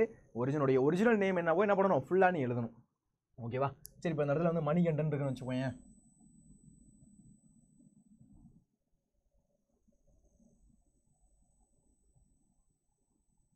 சரி, ஓகே. மணிகண்டன் இல்லைனா வந்து ஆதித்யன் கூட வச்சுப்போம். ஆதித்யன். சரியா? அப்போ இந்த மாதிரி இருக்குது அப்படின்னா நீங்கள் என்ன பண்ணணும், ஃபுல் நேம் எழுதணும். சரி, இனிஷியல் போடணுமா? கண்டிப்பாக இனிஷியல் போடணும். சரியா? சும்மா தமிழில் தான் இனிஷியல் போடணும், இங்கிலீஷில் தான் இனிஷியல் பண்ணக்கூடாது. சரியா? நீ எழுதுறது என்ன, தமிழ் எக்ஸாம் இங்கிலீஷ் எழுதலாமா சார்? அவங்க மட்டும் மொழிபெயர்க்க கொடுக்குறாங்க, மொழிபெயர்ப்பு அவங்க கொடுப்பாங்களா? நீ எழுதக்கூடாது. சரியா? அதனால் இங்கிலீஷ்லாம் எழுதக்கூடாது. அப்போ என்ன பண்ணணும், இந்த மாதிரி வந்து உன்னுடைய பேரை ஃபுல் நேமாக நீ என்ன பண்ணணும், மாவா இல்லை உன்னுடைய தமிழ் இனிஷியலை போட்டு என்ன பண்ணணும், இந்த ஒரு ஃபுல் நேம் எழுதணும். பாலினம் அப்படின்னா நீ ஆணா பெண்ணா அப்படின்றது. சரிங்களா? பசங்களா இருக்கீங்க அப்படின்னா ஆண் அப்படின்னு போடுங்க. இல்லை சார் நான் வந்து பெண் பிள்ளை அப்படின்னா நீ பெண் அப்படின்னு போட்டுக்கணும். சரியா? ரெண்டுத்தையும் போடக்கூடாதுடா டே, ரெண்டுத்தையும் போடக்கூடாது சரியா, ஒன்று தான் போடணும். ஆண் பசங்களாக இருந்தால் ஆண் அப்படின்னு போடுங்க, பெண் பசங்களாக இருந்தால் பெண் அப்படின்னு போடணும். நான் சரியா, நான் வந்து உங்களுக்கு டிஃப்ரென்ஷியேட் பண்ணி காமிக்கிறதா இந்த மாதிரி காமிச்சிருக்கேன் சரியா. அதனால ஒன்று மட்டும் எழுதுறேன், நீ இப்படிக்கு என்ன பண்ணிடாத சார் அன்னைக்கு அப்படிதான் எழுதுனாரு அப்படின்னு எக்ஸாமில் எழுதி வச்சிடாது சரியா.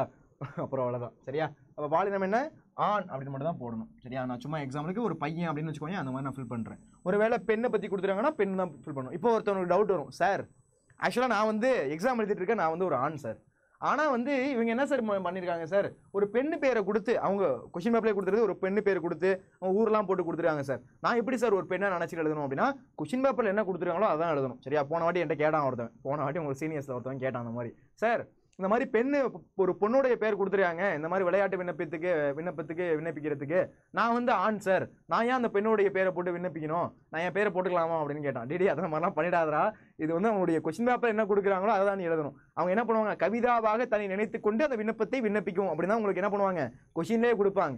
அப்போ அந்த மாதிரி கொடுக்கும்போது நம்ம அதை தான் எடுத்து எழுதணுமே தவிர, நான் வந்து ஆண் நான் ஏன் பெண்ணுடைய பேர் இந்த இடத்துல குறிப்பிடணும் அப்போ அந்த மாதிரிலாம் யோசிக்காத, அவ்வளோதான் மார்க் போயிடும் சரியா. அந்த மாதிரிலாம் யோசிக்கக்கூடாது சரியா. சரி, கைபேசி என்ன சொல்கிறாங்களே சார், இது நான் என்ன சார் பண்ணுறது அப்படின்னா, உன்னுடைய ஃபோன் நம்பரை தலைகீழ எழுதி விட்டுரு. உன்னுடைய ஃபோன் நம்பர் அப்படின்னா நான் என்ன சொல்கிறேன் அப்படின்னா, நம்பரு இப்போ என்ன இருக்குது, 9 8 7 6 5 4 3 2 1. ஒரிஜினல் நம்பர் கொடுக்கணும் அப்படின்னு அவசியமே கிடையாது சரியா. 6 8 ஒரு 10 சரியா. அந்த மாதிரி என்ன பண்ண, நம்பரை தலைகீழா எழுதிரு சரியா. 9 8 7 6 5 4 3 2 1 0 இப்படி எழுதுறீங்களா, ஓகே இந்த மாதிரி எழுதிக்கலாம். இல்லை அப்படின்னா சும்மா 5 6 7 அந்த மாதிரி என்ன பண்ணலாம், நம்பரை வந்து என்ன பண்ணணும் அப்படியே எழுதணும் சரியா. உன்னுடைய ஒரிஜினல் நம்பர் கொடுக்கணும்னு அவசியமே கிடையாது, கொடுக்க தேவையில்லை சரியா. நான் என்னுடைய ஒரிஜினல் நம்பர் கொடுப்பேன் சார் அப்படின்னா கொடுக்க தேவையில்லை, ஒரிஜினல் நம்பர் இந்த இடத்துல கொடுக்க தேவை கிடையாது சரிங்களா. அப்போ என்ன பண்ண போறீங்க, இந்த இடத்துல முழு பேர் எழுத போறீங்க, பாலினம் என்ன அப்படின்னு எழுத போறீங்க. அதுக்கடுத்து கைபேசி எண் பார்த்தீங்க அப்படின்னா உன்னுடைய ஒரிஜினல் நம்பர் கொடுக்கணும்னு அவசியம் இல்லை, சும்மா 9 8 7 6 5 4 3 2 1 நீ போட்டு என்ன பண்ணலாம், அதை எழுதினாலே போதும் சரியா. ஓகே, மின்னஞ்சல் முகவரி இமெயில் ஐடி கேட்குறாங்க, இமெயில் ஐடியும் சும்மா உன் பேரை போட்டு அட்டு போட்டு gmail.com அப்படின்னு நீ போட்ட அப்படின்னா போதும்.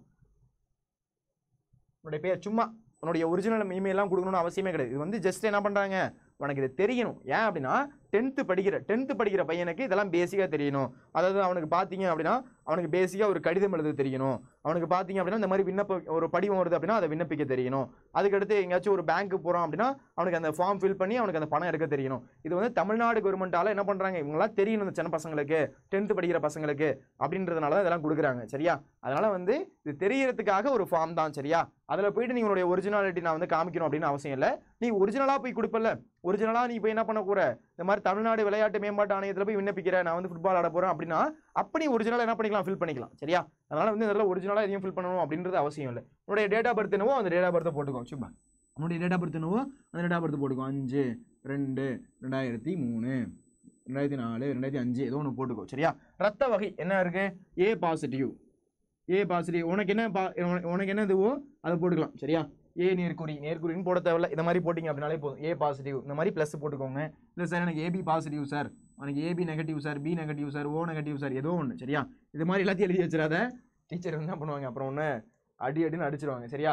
ஏதாச்சும் ஒன்று தான் எழுதணும். உன்னுடைய ரத்த வகை எது சார், இதுக்கெல்லாம் எதுக்கு ரத்த வகை கேட்குறாங்க அப்படின்னா, திடீர்னு விளாண்டுக்கும் போது ஆக்சிடென்ட் ஆகுது, கீழே விழுகிற ரத்தம் தேவைப்படுது அப்படின்னா இந்த ஃபார்ம் எடுத்து என்ன பண்ணுவாங்க, டக்குன்னு உனக்கு என்ன பிளட் இருக்குது அப்படின்னு பார்த்து உனக்கு என்ன பண்ணுவாங்க அப்படின்னா அந்த பிளட்டை வந்து கொடுப்பாங்க. அதனால தான் இதெல்லாம் கொடுக்க சொல்கிறாங்க. தந்தையுடைய பெயர் சரியா. இந்த இடத்துல ஒரு விஷயம் கவனிக்கணும் என்ன அப்படின்னா, இப்போ மா ஆதித்யன் அப்படின்னு கொடுத்துருக்காங்கல்ல, அப்போ மா ஆதித்யன் அப்படின்னா அவங்களுடைய அப்பா பேர் என்னவா இருக்கணும், மாலை தான் ஸ்டார்ட் ஆகணும். சும்மா புரிஞ்சுக்கோங்க, நல்லா புரிஞ்சுக்கோங்க. இது வந்து என்ன பண்ணுவாங்க அப்படின்னா ஸ்கூலில் இந்த விஷயத்தை கவனிப்பாங்க, நல்லா கவனிப்பாங்க சரியா. போர்டு எக்ஸாமில் ஒரு வாட்டி பண்ணியிருக்காங்க. என்ன சார் பண்ணியிருக்காங்க அப்படின்னா வச்சுக்கோங்க, அப்பா பேர் கொடுக்க மாட்டாங்க. அப்பா பேர் கொடுக்காம வெறுமனையாக மா ஆதித்யன் கொடுத்துருப்பாங்க. என்ன கொடுத்துருப்பாங்க, மா ஆதித்யன் அப்படின்னு கொடுத்துருப்பாங்க. கொடுத்ததுக்கு அப்புறம் அப்பா பேர் நீங்களா ஃபில் பண்ணுங்க அப்படின்னு சொல்லுவாங்க. ஃபில் பண்ணும்போது நீங்கள் என்ன பண்ணணும், இந்த பேருக்கு வரா மாதிரி இனிஷியலில் வரா மாதிரி நீங்கள் பேரை ஃபில் பண்ணணும். என்ன சார் சொல்கிறீங்க, கொஞ்சம் புரியாத மாதிரி இருக்குது. இப்போ இங்கே மா இருக்கா, இப்போ மா இருக்குது அப்படின்னா மாதவன் அப்படின்னு எழுதணும் சார். அதை விட்டு நான் வேற பேர் எழுதிவிட்டேன் சார், இதை வந்து இந்த இனிஷியலுக்கு சம்மந்தமே இல்லைன்னா அது எப்படி இருக்கும் சொல்லு பார்ப்போம். சம்மந்தம் இருக்குமா, சம்மந்தம் இல்லை அப்படின்னா அது கவனிப்பாங்க. அவனுக்கு இந்த இடத்துல வந்து இந்த விஷயத்தை கவனிக்கிறானா அப்படின்னு. ஏன்னா நான் பார்த்தேன் ஒரு போர்டு எக்ஸாமில் பார்த்தேன் அப்படின்னா ஒரு பப்ளிக் எக்ஸாம் கொஸ்டின் பேப்பரில் இந்த மாதிரி கொடுத்துருந்தாங்க. அதாவது அவங்களுடைய அப்பா பேர் கொடுக்கல, வெறுமனையாக பேர் மட்டும் கொடுக்குறாங்க, இனிஷியலோட போய்ட்டு கொடுத்துட்டாங்க. அந்த இடத்துல அப்பா பேர் கேட்கும்போது பார்த்தேன் அப்படின்னா நீயா ஃபில் பண்ணணும். நீயா ஃபில் பண்ணும்போது இந்த பேர் வரா மாதிரி இருக்கணும். இந்த ஒரு வார்த்தை வந்து அந்த ஒரு வார்த்தை முடியும், அந்த ஒரு பேர் முடிகிற மாதிரி இருக்கணும். நீ பட்டே வேற பேர் கொடுத்த அப்படின்னா அவனுடைய அப்பாவே இவர் இல்லை அப்படின்ற மாதிரி ஆயிரும் சரியா. அதனால வந்து கரெக்டாக வந்து மீன் பண்ணி நீ எழுதணும் அப்படின்றத எழுத சொல்கிறேன் சரியா. அதுக்கடுத்து அம்மாவோட பேர், அம்மாவோட பேர் எழுதும் போதும் இதே இனிஷியலாக நீ எழுதணும். ஏதாச்சும் ஒன்று எழுதிக்கலாம், மான் போட்டு ஏதாச்சும் ஒரு பேர் அலதா ஏதோ ஒன்று சரியா. கொடுத்துருந்தாங்க அப்படின்னா கொடுக்குறது எழுதணும், கொடுக்கலையா நீனா ஒன்று எழுதிக்கணும் சரியா. இந்த இடத்துல ஒரிஜினாலிட்டி கொடுக்கணும் அப்படின்றது அவசியம் இல்லை. ஆனால் அவங்களுடைய கொஸ்டின் பேப்பரில் ஒரிஜினலாக கொடுத்துட்டாங்க அப்படின்னா நீங்கள் ஒரிஜினல் என்ன கொடுத்துருக்காங்களோ அதான் நீங்கள் யூஸ் பண்ணணும். நல்லா புரிஞ்சுக்கோங்க, உங்களுடைய கொஸ்டின் பேப்பரில் என்ன தெளிவாக கொடுத்துருக்காங்களோ அதை தான் நீங்கள் ஃபில் பண்ணணும். சார் நானா ஃபில் பண்ணேன் சார் அப்படின்னு ஃபில் பண்ணக்கூடாது சரியா. ஒருவேளை அப்படி கொடுக்கல அப்படின்ற பட்சத்தில் நீனா எழுதலாம். புரியுதா? ஓகே, இது எல்லாருக்கும் புரிஞ்சுதா? எதுக்காக இதை டைம் எடுத்து சொல்கிறேன் அப்படின்னா ஈஸியாக மார்க் வாங்க வேண்டிய ஒரு பகுதி, அதெல்லாம் மார்க் விட்டு வந்தாங்க போன வாட்டி. இதில் இன்னொரு கூத்து சொல்லவா? உனக்கு எல்லாருக்குமே வந்து நான் எக்ஸாம் முதல் நாள் சொல்லி அமுச்சு விட்டுருந்தேன் உங்களுடைய சீனியர் பசங்களுக்கு. என்ன தெரியுமா பண்ணாங்க? படிவத்துக்கு நம்பர் போட மாட்டானுங்க, கொஷின் நம்பர். அதை நான் ஃபஸ்ட்டு அவன்கிட்ட சொன்ன விஷயமே அதான். டேய் உனக்கு வந்து எக்ஸாம் சீரியஸாக எழுதிட்டு இருப்ப, நீ கடைசியாக என்ன பண்ணுவோம் அப்படின்னா நம்பரை விட்டுருவோடா, அதை முதல்ல எழுதுடா அப்படின்னு சொன்னேன். அதை மட்டும் விட்டுட்டு எல்லாரும் என்ன பண்ணாங்க அப்படின்னா அடுத்த நாள் வந்து சார் இந்த மாதிரி நம்பர் போடாமல் வந்து மார்க் கொடுப்பாங்க அப்படின்னு வரிசையாக கமெண்ட் பண்ணிட்டு இருந்தாங்க. நான் தான் அப்போவே சொன்னேனடா அப்படின்ற மாதிரி, விஐபியில் வராமல் வீட்டில் இருடான்னு சொன்னனே கேட்டியா அப்படின்ற மாதிரி அப்போவே சொன்னேனே அப்படின்னு நான் சொல்லிட்டு இருந்தேன் சரியா. அதனால வந்து படிவம் பார்த்த உடனே என்ன பண்ணு, நம்பரை போட்டு வச்சிரு. அது என்னது 32வது கொஸ்டினா 42வது கொஸ்டினும் நம்பரை போட்டு வச்சிரு. நம்பர் போடல அப்படின்னா மார்க் கிடைக்காது. ஒருவேளை திருத்துறவங்க ஓகே அப்படின்னு பாரபட்ச பார்த்து ஏதாச்சும் நம்பர் போட்டால் உனக்கு மார்க் கிடைக்கும். இல்லை அப்படின்னா அந்த இடத்துல நம்பரே இல்லை, நம்பர் போடல, மார்க் கொடுக்க மாட்டோம்னு கொடுக்கலன்னா என்ன ஆகும்? தமிழில் மார்க் கம்மியாயிரும் சரியா. இது இப்போலேருந்து ஒரு பழக்கத்தை படுத்திக்கோங்க. படிவத்தில் எழுதும் போது இந்த மாதிரி நம்பர் போட்டு எழுதணுமே தவிர நம்பர் போடாமல் யாரும் படிவத்தை தொடவே கூடாது சரியா. ஓகே, எல்லாருக்கும் புரிஞ்சுக்கணும்னு நினைக்கிறேன். ஏன் இதை டைம் எடுத்து சொல்கிறேன் அப்படின்னா இது நிறைய பேர் இதில் தப்பு பண்ண ஒரு விஷயம். பார்க்க சிம்பிளாக இருக்கும், ஆனால் எழுதும்போது அவ்வளோ தப்பு நடக்கும் சரியா. அதனால தான் என்ன பண்ணுறேன், ஒரு கிளிப்பிள்ளைக்கு சொல்கிற மாதிரி சொல்லிக்கிட்டு இருக்கேன் சரியா. சரி ஓகே, அடுத்து பாருங்கள் தொடர்பு முகவரி. இது நம்மளுடைய சொன்னது தான். முன்னாடி வந்து உங்களுக்கு கொடுத்துருந்தாங்க, உங்களுக்கு மேலேயே அட்ரஸ் கொடுத்து உங்களுடைய எழுத சொல்லியிருந்தாங்க அப்படின்னா சூப்பர். அதை நீ என்ன பண்ணணும், இதில் எழுதி வச்சிடணும். இல்லை சார் அவங்க எதுவுமே கொடுக்கல சார் அப்படின்னா நீனா எழுதணும். துபாய் குறுக்கு சந்து அந்த மாதிரிலாம் எழுதிடாத. துபாய் குறுக்கு சந்தில் இருக்கேன், லண்டனில் இருக்கேன் அந்த மாதிரிலாம் எழுதிடாத. அதெல்லாம் இங்கே கிடையாது. இங்கே இருக்க மாதிரி ஏதோ ஒரு அட்ரஸ் சும்மா வந்து போட்டுக்கணும். சும்மா நம்பர் போடு, 1/183 182 ஏதோ ஒரு நம்பர் சரியா போட்டு இந்த மாதிரி வந்து பாரதி நகர் இது வந்து தொடர்பு முகவரி. இப்போ வந்து தொடர்பு முகவரியும் நிரந்தர முகவரியும் ஒன்றா இருந்துச்சு அப்படின்னா நீ ஒன்றா எழுதிடலாம் சரியா. அப்படி இல்லை சார் நான் இப்போ இருக்கிறது இது, ஆனால் நிரந்தர முகவரி இது. இப்போ தொடர்பு முகவரி வந்து நான் இப்போதைக்கு இந்த இடத்துல இருக்கேன், ஆனால் என்னுடைய வீடு என்னுடைய தாத்தா பாட்டி இருக்கக்கூடிய ஊர்லாம் ஒரு இடத்துல இருக்குது சார் அப்படின்னா அந்த அட்ரஸ் இங்கே எழுதணும். நல்லா புரிஞ்சுக்கோங்க சரியா. மாற்றி எழுதினீங்க அப்படின்னா மார்க் கொடுக்க மாட்டாங்க. அப்போ ரெண்டுமே ஒரே அட்ரஸ் அப்படின்னா ரெண்டுமே ஒரே அட்ரஸ் எழுதிக்கணும். நான் இருக்கிற இடம் தான் சார், என்னுடைய நிரந்தர முகவரி இதான், என்னுடைய ஆதாரில் எல்லாத்துலேயுமே இதான் இருக்குது அப்படின்னா அதை நீங்கள் கொடுத்துக்கலாம் சரியா. அப்போ பாரதி நகர், அதுக்கடுத்து ஏதாச்சும் ஒரு ஊர், இப்போ எக்ஸாம்பிளுக்கு தஞ்சாவூர் ஓகேவா. தஞ்சாவூர் அப்படின்றது இடத்துல எழுத தேவையில்லை, இந்த இடத்துல எழுதணும் சரியா. மாவட்டம் கேட்குறாங்கல்ல, அப்போ இந்த தெரு எழுதிக்கோங்க சரியா. அப்போ பாரதி நகர் ஏதாச்சும் ஒரு தெரு, மேலே தெரு கீழே தெரு ஏதாச்சும் எழுதிக்கலாம். தெற்கு தெரு ஏதோ ஒரு தெரு சரியா. இந்த மாதிரி ஒரு தெரு அப்படின்றது போட்டுக்கோங்க. அதுக்கு அஞ்சல் குறியீட்டு எண் 612 301 இந்த மாதிரி ஏதாச்சும் ஒரு நம்பர் சரியா. அஞ்சல் குறியீட்டு எண் அப்படின்றது போட்டுக்கணும் சரியா. இது வந்து என்ன, தொடர் முகவரி. ஏதோ ஒரு இடத்துல நீங்கள் இருக்கீங்க அப்படின்னா அந்த இடத்த உங்களுக்கு என்ன பண்ணுறாங்க, உங்களுக்கு ஸ்பெசிஃபிக்காக இந்த இடத்துல நீங்கள் இருக்கீங்க அப்படின்றத கண்டுபிடிக்கிறதுக்கு சரியா. ஓகே, அடுத்து நிரந்தர முகவரி. நான் இப்பொழுது இங்கே தான் சார் ஸ்டே பண்ணுறேன் அப்படின்னா நீ எந்த அட்ரஸ் எழுதிக்கலாம். 1/183 பாரதி நகர் தஞ்சாவூர் அந்த மாதிரி என்ன பண்ணிக்கணும், ஃபுல்லாக எழுதிக்கணும். கீழே தெரு ஏதாச்சும் ஒரு தெரு, மேலே தெரு அப்படின்றது. தஞ்சாவூர்னா தஞ்சாவூர் இது போட்டுக்க போறீங்க. அஞ்சல் குறியீட்டு என்னது, ஒருவேளை சேஞ்சாக இருக்குது அப்படின்னா நீங்கள் வேறு மாதிரி எழுதிக்கலாம். அங்கே மேலேயே கொடுத்துட்டாங்கன்னு வச்சுக்கோங்க, நிரந்தர முகவரி அப்படின்னு கொடுத்துட்டாங்க அப்படின்னா நீ ரெண்டுத்துக்குமே என்ன பண்ணணும், நிரந்தர முகவரி தான் கொடுக்கணும் சரியா. அப்போ நீங்கள் நல்லா கவனிச்சுக்கோ, அங்கே கொடுக்கும்போது நிரந்தர முகவரி ஆகிய அப்படின்னு கொடுத்து நிரந்தர முகவரி கொடுக்குறாங்கன்னு வச்சுக்கோங்க, அந்த அட்ரஸ் கொடுக்குறாங்க அப்படின்னா அதுதான் நீ ரெண்டுத்துலையும் ஃபில் பண்ணணும் சரியா. அவங்க வந்து தனித்தனியாக கொடுக்குறாங்கன்னு வச்சுக்கோங்க, தொடர் முகவரி வேற நிரந்தர முகவரி வேற அப்படின்னு அவங்க கொடுத்தா மட்டும்தான் நீ என்ன பண்ணணும், பிரித்து எழுதணும் சரியா. ரெண்டுமே கொடுக்கல அப்படின்னா நீ என்ன பண்ணிக்கலாம், ரெண்டுத்தையுமே ஒரே அட்ரஸ் கூட எழுதிக்கலாம். நல்லா புரிஞ்சுக்கோங்க. நான் சொல்ல வரக்கூடிய கருத்து என்ன அப்படின்னா, கொஷின்லேயே வந்து நிரந்தர முகவரி வேற தொடர் முகவரி வேற அப்படின்னு அவங்க கொடுத்தாங்க அப்படின்னா மட்டும்தான் என்ன பண்ணணும், ரெண்டுத்தையும் பிரித்து எழுதணும். இல்லை அப்படின்னா அவங்க கொடுக்கல அப்படின்னா நீ ரெண்டுத்தையுமே என்ன பண்ணிக்கலாம், சேமாக எழுதிக்கலாம் சரியா. இல்லை எந்த ஒரு பிரச்சனையும் கிடையாது. புரிஞ்சுக்கிங்களா? ஓகே, அப்போ தொடர் முகவரி எழுதிடுவீங்க. மாநிலம் என்ன, அது நமக்கு ஸ்டேட் வந்து என்னது, தமிழ்நாடு ஸ்டேட்டு. இனம் என்ன, நம்ம இந்தியன்.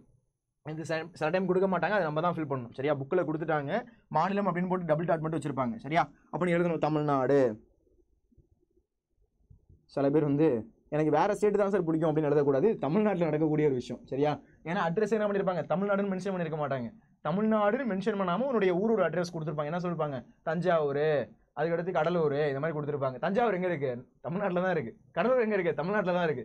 சார் எனக்கு கேரளா தான் சார் பிடிக்கும் அப்படின்னு கேரளா எழுதி வச்சுன்னு வச்சுக்கோங்க, மார்க் போயிடும். சரியா? அதை மாதிரி எழுதணும். அதுக்கடுத்து இனம் என்ன? நம்ம இந்தியன். சரியா? அப்போ அதை எழுதணும். சரியா? சார் இந்தியன் 2 அப்படின்னு போட்டுக்கலாமா? அப்படிலாம் போடக்கூடாது. சரியா? சரி, இந்தியன் அப்படின்றது போடுறீங்க. ஆதார் எண் பார்த்தீங்க அப்படின்னா நீங்கள் சும்மா 1 2 3 4 5 அப்படின்னு போட்டுக்கோங்க. இல்லை அப்படின்னா சார் அதெல்லாம் இது தேவையில்லை சார் அப்படின்னா நீ எக்ஸ் அப்படின்னு போட்டுக்கலாம். இல்லை ஒய் இசட் இது எதனா யூஸ் பண்ணிக்கலாம். இல்லை அப்படின்னா தமிழ் எழுதுவோம் சார் அப்படின்னா ஆனா இது கூட நீ போட்டுக்கலாம். சரியா? இப்போ புதுசாக இதை ஆட் பண்ணியிருக்காங்க, உங்கள் புகைப்படத்தை பதிவேற்றோம்னு. சார் ஃபோட்டோ எடுத்துகிட்டு போய் ஒட்டணுமா? தேவை கிடையாது. இப்போ புதுசாக ஆட் பண்ணியிருக்காங்க. இப்போதைக்கு அதெல்லாம் ஒன்றும் பண்ண வேணாம். இது வந்து ஒரு எப்படி இந்த மாதிரி இருக்கும் அப்படின்றது. சரியா? அதனால் ஃபோட்டோ ஒட்டணும் அப்படின்றது அவசியம் கிடையாது. சரியா? உங்கள் புகைப்படத்தை பதிவேற்றவும் அப்படின்னு கொடுத்துருங்க. ஏன்னா ஒரிஜினல் என்ன பண்ணுறாங்க, இந்த மாதிரி தான் இருக்கும். ஒரிஜினலாக இந்த மாதிரி என்ன பண்ணுவாங்க, நீங்கள் ஒரு வேளை வந்து விளையாட்டு மேம்பானத்தில் போய் ஜாயின் பண்ணுறீங்க அப்படின்னா அங்கே என்ன பண்ணுவாங்க, ஃபோட்டோ எடுத்துகிட்டு வர சொல்லுவாங்க. 2 பாஸ்போர்ட் சைஸ் ஃபோட்டோ எடுத்துருவாங்க, 3 பாஸ்போர்ட் சைஸ் ஃபோட்டோ எடுத்துருவாங்க அப்படின்னு என்ன பண்ணுவாங்க, அங்கே சொல்லுவாங்க. சரியா? அதனால் இதெல்லாம் இருக்கணும் அப்படின்னு சொல்கிறாங்க. சரிங்களா? ஓகே, அடுத்து பாருங்கள், கடவுச்சொல்லை உறுதிப்படுத்தும். இதில் என்ன பண்ணிக்கோ, ஆவண்ணா ஈனா அப்படின்னு போட்டுக்கலாம். சரியா? ஓகே, இந்த மாதிரி என்ன பண்ணணும், கடவுச்சொல்லை உறுதிப்படுத்தவும் அப்படின்னு சொல்கிறது. சரியா? ஓகே, ஒன்றுமே கிடையாது, சிம்பிள் தான். ஆனால் சிம்பிளாக இருந்தாலும் நீங்கள் ப்ராப்பராக என்ன பண்ணணும், அதை ஃபில் பண்ணணுமே தவிர அவசரப்பட்டு ஃபில் பண்ணுறது, தப்பாக ஃபில் பண்ணுறது, அந்த மாதிரி ஃபில் பண்ணீங்க அப்படின்னா மார்க் போயிடும். சரியா? அதனால் புரிஞ்சுக்கிட்டு என்ன பண்ணணும், இந்த ஒரு படிவத்தை நீங்கள் ஃபில் பண்ணணும். புரிஞ்சுங்களா? ஓகே, அப்போ இந்த இடத்துல பாருங்கள், தமிழ்நாடு விளையாட்டு மேம்பாட்டு ஆணையம். முழு பெயர், பாலினம், கைபேசி எண், மின்னஞ்சல் முகவரி, பிறந்த தேதி, ரத்தவகை, தந்தையுடைய பெயர், தாயுடைய பெயர், இதெல்லாம் எழுதுறீங்க. அதுக்கு தொடர்பு முகவரி, நிரந்தர முகவரி, மாநிலம், ஆதார் எண், உங்கள் புகைப்படத்தை பதிவேற்றும், இதெல்லாம் நீங்கள் எழுதுறீங்க. அதுக்கடுத்து கடவுச்சொல்லை உறுதிப்படுத்துவோம். சரியா? இது நீங்கள் என்ன பண்ணலாம், ஆவண்ணா ஈனா இந்த மாதிரி நீங்கள் போட்டு எழுதிக்கலாம். சரியா? நம்பர் போடணும் அப்படின்னு அவசியம் இல்லை. அப்படி ஒருவேளை போடணும் அப்படின்னு நம்பர் போட்டு எழுதுங்க அப்படின்னா சும்மா 1 2 3 போட்டுக்கலாம். உன்னுடைய ஒரிஜினலை இந்த இடத்துல நீ என்ன பண்ண தேவையில்லை, இந்த இடத்துல நீ எழுதணும் அப்படின்னு அவசியமே கிடையாது. சரியா? அவங்க கேட்கவும் போகிறதில்லை. ஓகே, இப்போ அடுத்து பாருங்க, இது ஒரு முக்கியமான ஒரு கேள்வி. இப்போ புக்கிலேயே கொடுத்துட்டாங்க. இது வந்து என்ன பண்ணுவோம் அப்படின்னா வாழ்த்து மடல் அப்படின்னு கேட்பாங்க. வாழ்த்து மடல், உன்னுடைய நண்பன் வந்து பார்த்து அப்படின்னா இந்த மாதிரி ஒரு பரிசு போட்டியில் வந்து ஃபஸ்ட்டு வந்துட்டான், அவனுக்கு வந்து நீ வந்து வாழ்த்தி வந்து இது மாதிரி எழுது, அந்த மாதிரி என்ன பண்ணுவாங்க, இந்த மாதிரி எழுத சொல்லுவாங்க. உன் ஃப்ரெண்டு வந்துட்டு என்னடா பண்ணுவேன், இந்த மாதிரி அவன் வரமாட்டான் சார். இதே கேள்வியை போன வாட்டி ஒருத்தவன்ட்ட கேடு, இந்த மாதிரி உன் ஃப்ரெண்டு வந்து ஃபஸ்ட்டு வந்துட்டான். சரியா? இந்த மாதிரி ஒரு ஓவிய போட்டியில், கட்டுரை போட்டியில் நீ என்னடா பண்ணுவேன் அப்படின்னா, சார் அவன் வரமாட்டான் சார், அவன்லாம் அந்த மாதிரி பண்ண மாட்டான் அப்படின்னு சில பேர் சொன்னாங்க. சில பேர், சார் அவன் வந்தால் கூட பரவாயில்ல சார், எங்கள் வீட்டில் அவனை சொல்லி திட்டுவாங்க சார். அது உண்மை தாண்டா. அது யாராச்சும் ஒருத்தவன் நமக்கு தெரிஞ்ச வந்து இவ்வளோ மார்க் எடுத்துட்டான்னு தெரிஞ்சுன்னு வச்சுக்கோங்க, நம்ம வீட்டில் என்ன பண்ணுவாங்க, அவன் இவ்வளோ மார்க் எடுத்துட்டான் நீ என்ன பண்ணுற அப்படின்னு என்ன பண்ணுவாங்க, நம்மளை கேவலமாக திட்டுவாங்க. நடக்குமா நடக்காதா? அந்த மாதிரிலாம் நடக்கும் அப்படின்னா வீட்டில் நடக்கும். ஏன்னா அதெல்லாம் எனக்கும் நடந்திருக்கு. நான் அப்போ தான் 10th நான் 9th படிச்சுட்டு இருந்தேன். 10th அவன் நல்ல மார்க் எடுத்துட்டான், 470 எடுத்துட்டான்.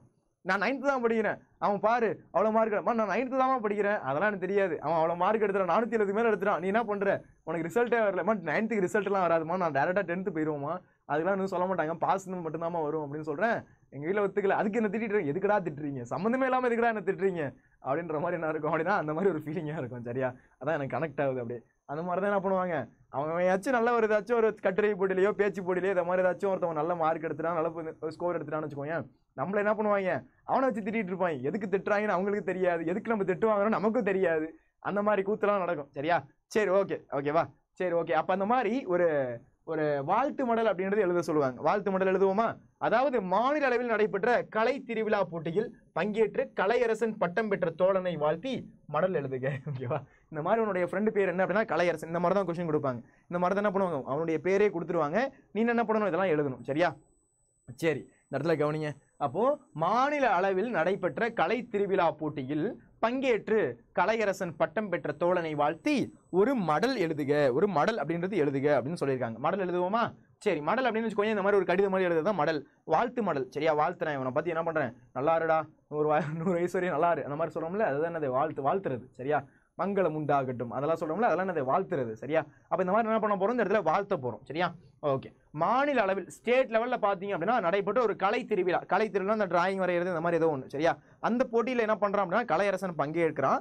கலையரசன் பங்கேற்று என்ன பண்ணுறான் அப்படின்னா அவன் என்ன பண்ணுறான், ஒரு பட்டத்தை வாங்கிடுறான். சரியா? நான் தான் ஃபர்ஸ்ட் வந்துட்டேன், நான் தான் செகண்ட் வந்துட்டேன், அந்த மாதிரி என்ன பண்ணுறான், ஒரு பட்டத்தை வாங்கிடுறான். அவன் என்ன பண்ணுறான், நம்ம ஊரில் இருக்கோம், அவன் வேறு இடத்துல இருக்கான். நம்ம என்ன பண்ணுவோம், இப்போலாம் ஒரு ஃபோன் அடித்து பேசுவோம், என்னடா சூப்பர்ரா அப்படி என்ன பண்ணுவோம், அவன்கிட்ட ஃபோன் அடிச்சு 6 லெவல்ரா நீனு, பத்தியா என் கூட தான் படிச்சுட்டு சுற்றிக்கிட்டு இருந்தேன், பத்தியா ஃபர்ஸ்ட் மாடல் வந்துட்டேன் அப்படின்னு பண்ணுவோம். சும்மா அவன்கிட்ட பேசிக்கிட்டு இருப்போம், ஃபோனில் பேசுவோம். அதே வந்து லெட்டராக எழுதுறோம் அப்படின்னா இதுதான் லெட்டர். சரியா? வாழ்த்து மடல் அப்படின்றது இப்போ யாரும் அதெல்லாம் யூஸ் பண்ணுறது இல்லை, ஆனால் நமக்கு எழுத தெரியணும். சரியா? சரி, அன்புள்ள நண்பன் அமுதனுக்கு வணக்கம், நான் நலமாக இருக்கிறேன், நீ நலமாக இருக்கிறாயா. எடுத்தோன்னே என்ன பண்ணக்கூடாது, சூப்பர்ரா அப்படின்னு சொல்லக்கூடாது. ரொம்ப நாள் கழிச்சு ஒருத்தனை பார்க்குற அப்படின்னா என்ன சொல்லணும், வணக்கம், நல்லா இருக்கியா, ஃபர்ஸ்ட் நல்லா இருக்கியா, வீட்டில் எல்லாம் நல்லா இருக்காங்களா அப்படின்னு ஃபர்ஸ்ட் எடுத்தோன்னே கேட்கணும். அதை விட்டு சூப்பர்ரா, வேற லெவல்ரா அப்படின்னு சொல்லக்கூடாது. சரியா? அப்போ அன்புள்ள நண்பன் அமுதனுக்கு. ஓகே, இந்த இடத்துல அமுதனுக்கு அப்படின்னு கொடுத்துருக்காங்க. ஆக்சுவலாக கலையரசன் அப்படின்னு வரணும். மாநில அளவில் நடைபெற்ற கலைத்திருவிழா போட்டியில் பங்கேற்று கலையரசன் பட்டம் பெற்ற தோழனை வாழ்த்தி மடலுக்கு. ஆக்சுவலாக அன்புள்ள நண்பன் கலையரசன் தான் வரணும். கலையரசன் தான் பட்டம் பெற்றிருக்கான். இந்த இடத்துல அமுதன் அப்படின்னு கொடுத்துருக்காங்க. சரியா? சரி, கடைசி வரைக்கும் கவனிப்போம். வணக்கம், நான் நலமாக இருக்கின்றேன். அதுக்கு முன்னாடி ஒரு முக்கியம்டா, அதை விட்டுட்டு பாரு. என்ன அப்படின்னா, அவங்களுடைய ஊர் போடணும், தேதி போடணும். சரியா?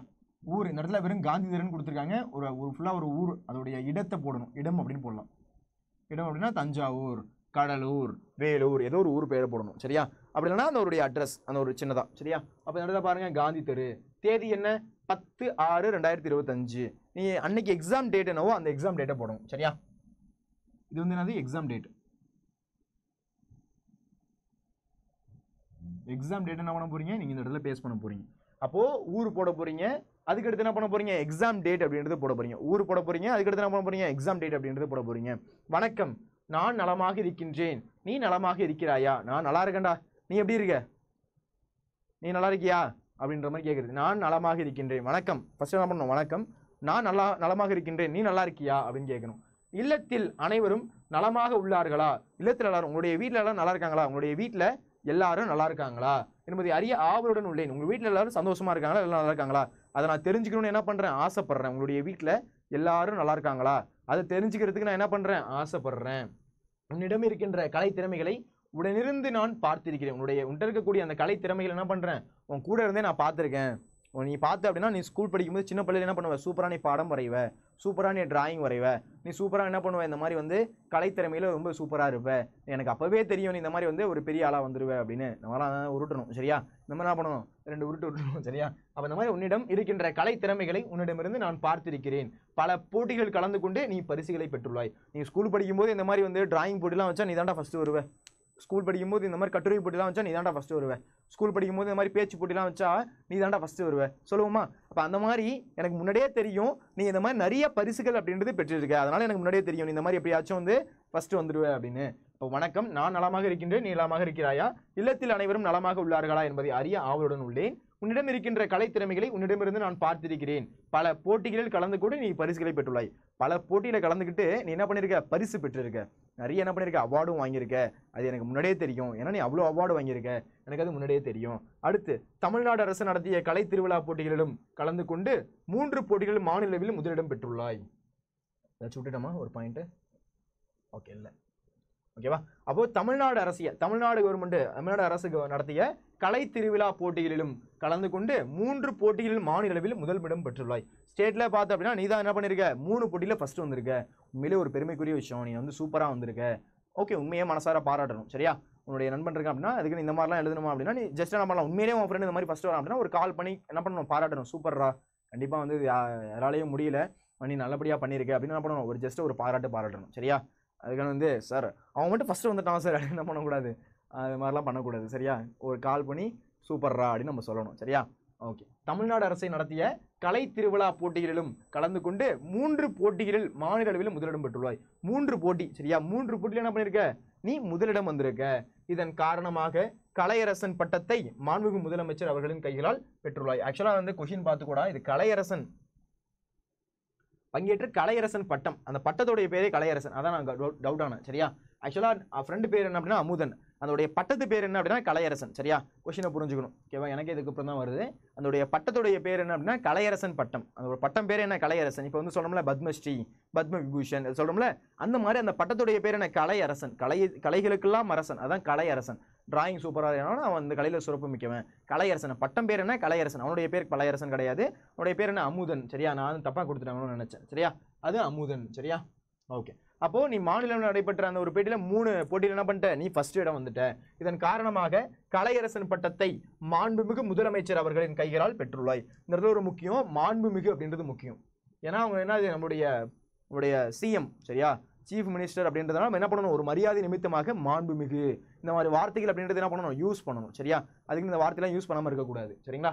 தமிழ்நாடு அரசு நடத்திய கலை திருவிழா போட்டிகளிலும் கலந்து கொண்டு 3 போட்டிகளில் மாநில அளவில் முதலிடம் பெற்றுள்ளாய்.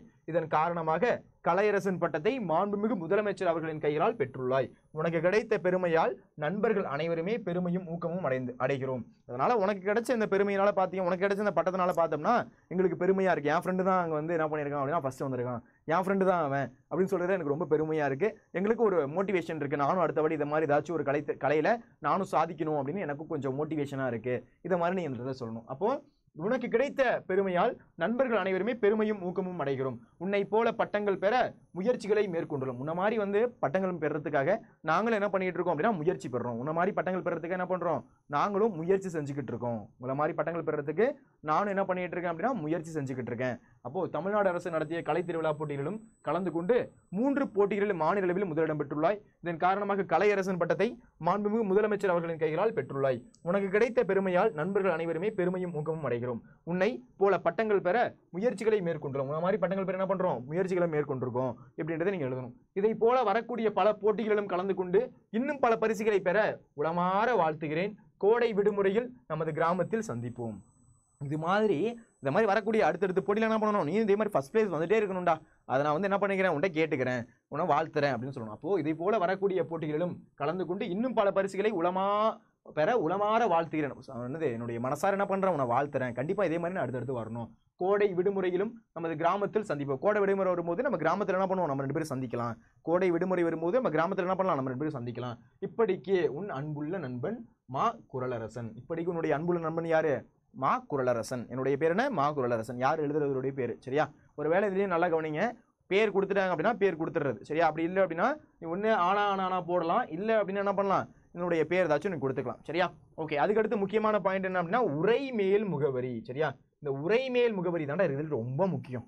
ஏன்னா என்னது, நீ ஒருத்தனுக்கு லெட்டர் அனுப்புற அப்படின்னா அவன் எப்படி படிப்பான், அந்த லெட்டர் வந்து மேலே இருக்கக்கூடிய கவர் வச்சு தான் என்ன பண்ணுவான், நீ தான் லெட்டர் அனுப்பியிருக்க அப்படின்றது தெரியும். அப்போ அட்ரஸ் எப்படி போகும், இந்த மாதிரி உரைமேல் முகவரியில் போகும். சரியா, இப்போ உரைமேல் முகவரி யாரு, பெருனர் ஆ தமிழ்ச்செல்வன். அதுக்கு அடுத்து 50 அன்னை இல்லம் கபிலர் தெரு கோயம்புத்தூர். இந்த மாதிரி நம்பர் போட்டு என்ன பண்ணணும், அந்த உரைமேல் முகவரி அப்படின்றது முடிக்கணும். இந்த மாதிரி உரைமேல் முகவரி ரொம்ப முக்கியம். இது எழுதாமல் என்ன பண்ணிடக்கூடாது, எழுதிடக்கூடாது. சில பேர் அந்த ஒரு தப்பு பண்ணுறாங்க. சரியா, ஒரு லெட்டர் எழுதுற அப்படின்னா என்ன தேவை, உரைமேல் முகவரி அப்படின்றது தேவை. சரிங்களா, ஓகே. அப்போ என்ன எழுதணும் அப்படின்றது பாருங்க. ஃபர்ஸ்ட் இந்த மாதிரி வந்து இந்த மாதிரி ஊர் போட போறீங்க, இடம் போட போறீங்க, நாள் போட போறீங்க, அன்புள்ள அன்பன் அமுதனுக்கு இதெல்லாம் போட்டு எழுதிட்டு அதுக்கடுத்து என்ன பண்ண போறீங்க, தமிழ்நாடு அரசு நடத்திய இந்த கலை போட்டியில இதெல்லாம் எழுதிட்டு இந்த மாதிரி வந்து கடைசியாக முடிக்கணும். இப்படிக்கு உன்னுடைய அன்புள்ள நண்பன், இதுதான் விழி அப்படின்னு சொல்லுவாங்க. இந்த மாதிரி வந்து உனக்காக எழுதியிருக்கேன் அப்படின்னு சொல்றது. அதுக்கடுத்து உரைமேல் முகவரி. சரியா, ஓகே. இதுவரையும் எல்லாருக்கும் புரிஞ்சிருக்கும்னு நினைக்கிறேன். அடுத்து நம்முடைய யாழ்னியன் சார் இன்னைக்கு நீங்கள் என்ன பண்ணிருக்கலாம் அப்படின்னா மீட் பண்ணிருக்கலாம். சரியா, இன்னைக்கு 29ஆம் தேதி யாழ்னியன் சார் பார்த்தீங்க அப்படின்னா இன்னைக்கு உங்களுக்கு மதுரைக்கு வந்திருப்பாங்க. சரிங்களா, மதுரையில் வந்து இந்த ஈவெண்ட் நடந்துட்டு இருக்கு. இன்னையோட அந்த ஈவெண்ட் முடியுது. சரிங்களா, யாழ்னியன் சார் என்ன பண்ணலாம் அப்படின்னா நீங்கள் போய் மீட் பண்ணிருக்கலாம். போயிட்டு வந்திருந்தீங்க அப்படின்னா சாட்டில் போடுங்க. சரியா, ஓகே. அடுத்து பார்த்தீங்க அப்படின்னா வேதாந்தூர் லேர்னிங் சென்டர். இப்போ நீங்கள் 10th படிச்சுட்டு இருக்கலாம். 11th 12th முடிச்சதுக்கப்புறம் கண்டிப்பாக நீங்கள் என்ன பண்ணணும் அப்படின்னா ஒரு நல்ல காலேஜில் என்ன பண்ணணும், ஜாயின் பண்ணணும். ஐஐடி போன்ற பெரிய பெரிய காலேஜில் படிக்கணும், நான் டாக்டர் ஆகணும், அந்த மாதிரிலாம் ஆசைப்படுறீங்க அப்படின்னா உடைய வேதாந்தூல ஜேஇ மற்றும் நீட்டுக்கான கோச்சிங் அப்படின்றது போயிட்டு இருக்கு. இதோடைய லிங்க் பார்த்தீங்க அப்படின்னா டிஸ்கிரிப்ஷனில் இருக்கு. உடைய பிரான்ச்சஸில் என்ன பண்ணலாம்னா நீங்கள் நேரில் ஒரு விசிட் பண்ணிட்டு இந்த மாதிரி கிளாஸ்லாம் போகுது அப்படின்றத பார்த்துட்டு உங்களுக்கு விருப்பப்படுறீங்க அப்படின்ற பட்சத்தில் நீங்கள் ஜாயின் பண்ணிக்கலாம். இதில் ஜாயின் பண்ணுறது மூலியமாக பார்த்தீங்க அப்படின்னா இந்தியாவில் இருக்கக்கூடிய top teachers, 3-way doubt support, dedicated academic mentors, ஹைடெக்கான கிளாஸஸ், மாக் லீக்கர்ஸ் போன்ற ஏகப்பட்ட ஃபீச்சர் அப்படின்றதுல இருக்கு. அதுக்கடுத்து ஜேஇ மற்றும் நீட்டுக்கான ஐவிசெட் எக்ஸாம் அப்படின்றது போயிட்டு இருக்கு. ஐவிசெட் எக்ஸாம் அப்படின்றது என்ன சார், ஐவிசெட் அப்படின்றது instant Vedantu scholarship admission test அப்படின்னு சொல்லுவாங்க. சார் நான் வந்து ஜாயின் பண்ணுறேன், எனக்கு கொஞ்சம் ஃபீஸ் கம்மியாகணும் அப்படின்னு நினச்சிங்க அப்படின்னா நீங்கள் தாராளமாக ஐவிசெட் எக்ஸாம் அப்படின்றது எழுதலாம்.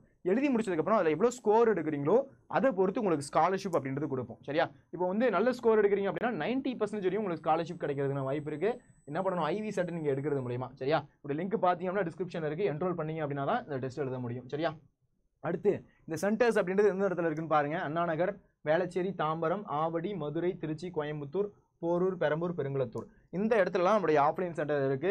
அதுக்கடுத்து சில ஸ்கூல்ஸோட என்ன பண்ணிருக்கோம் அப்படின்னா டைப் பண்ணிருக்கோம். இந்த லிஸ்ட் ஆஃப் ஸ்கூல்ஸ் எங்கேயாச்சும் நீங்க படிக்கிறீங்க அப்படின்னா அந்த ஸ்கூல்லேயே ஜேஇ மற்றும் நீட்டுக்கான கோர்ஸ் அப்படின்றது போயிட்டு இருக்கு. அந்த ஸ்கூல்ல நீங்க என்ன பண்ண முடியும் அப்படின்னா படிக்க முடியும். அதுக்கடுத்து ஐவிசெட் எக்ஸாம். ஐவிசெட் அப்படின்றது instant Vedantu scholarship admission test அப்படின்னு சொன்னா இதில் நீங்க எவ்வளவு ஸ்கோர் எடுக்கிறீங்களோ அதை பொறுத்து ஸ்காலர்ஷிப் அப்படின்றது கிடைக்கும். 90% வரையும் என்ன கிடைக்கும், ஸ்காலர்ஷிப் அப்படின்றது கிடைக்கும். இப்படி ரெஜிஸ்ட்ரேஷன் பார்த்தீங்கன்னா ஃப்ரீ தான். லிங்க் எங்கே இருக்குது அப்படின்னா டிஸ்கிரிப்ஷனில் இருக்குது, செக் அவுட் பண்ணி பாருங்க. சரியா? யாரெல்லாம் வாட்ஸ்அப் சேனலில் ஜாயின் பண்ணாமல் இருக்கீங்களோ ஜாயின் பண்ணிக்கோங்க. அதோடைய லிங்க் எங்கே இருக்குது அப்படின்னா டிஸ்கிரிப்ஷன் இருக்குது, செக் பண்ணி பாருங்க. சரியா? ஓகேப்பா, இந்த வீடியோ எல்லாருக்கும் பிடிச்சிருக்குன்னு நினைக்கிறேன். பிடிச்சிருந்துச்சு அப்படின்னா ஒரு லைக்கு, உங்கள் ஃப்ரெண்ட்ஸுக்கு ஷேரு, சப்ஸ்கிரைப் பண்ணலன்னா சப்ஸ்கிரைப் பண்ணிக்கோ, லைக் பண்ணல அப்படின்னா லைக் பண்ணிக்கோ. இதே மாதிரி அடுத்த வகுப்பில் சந்திப்போம். பாய்.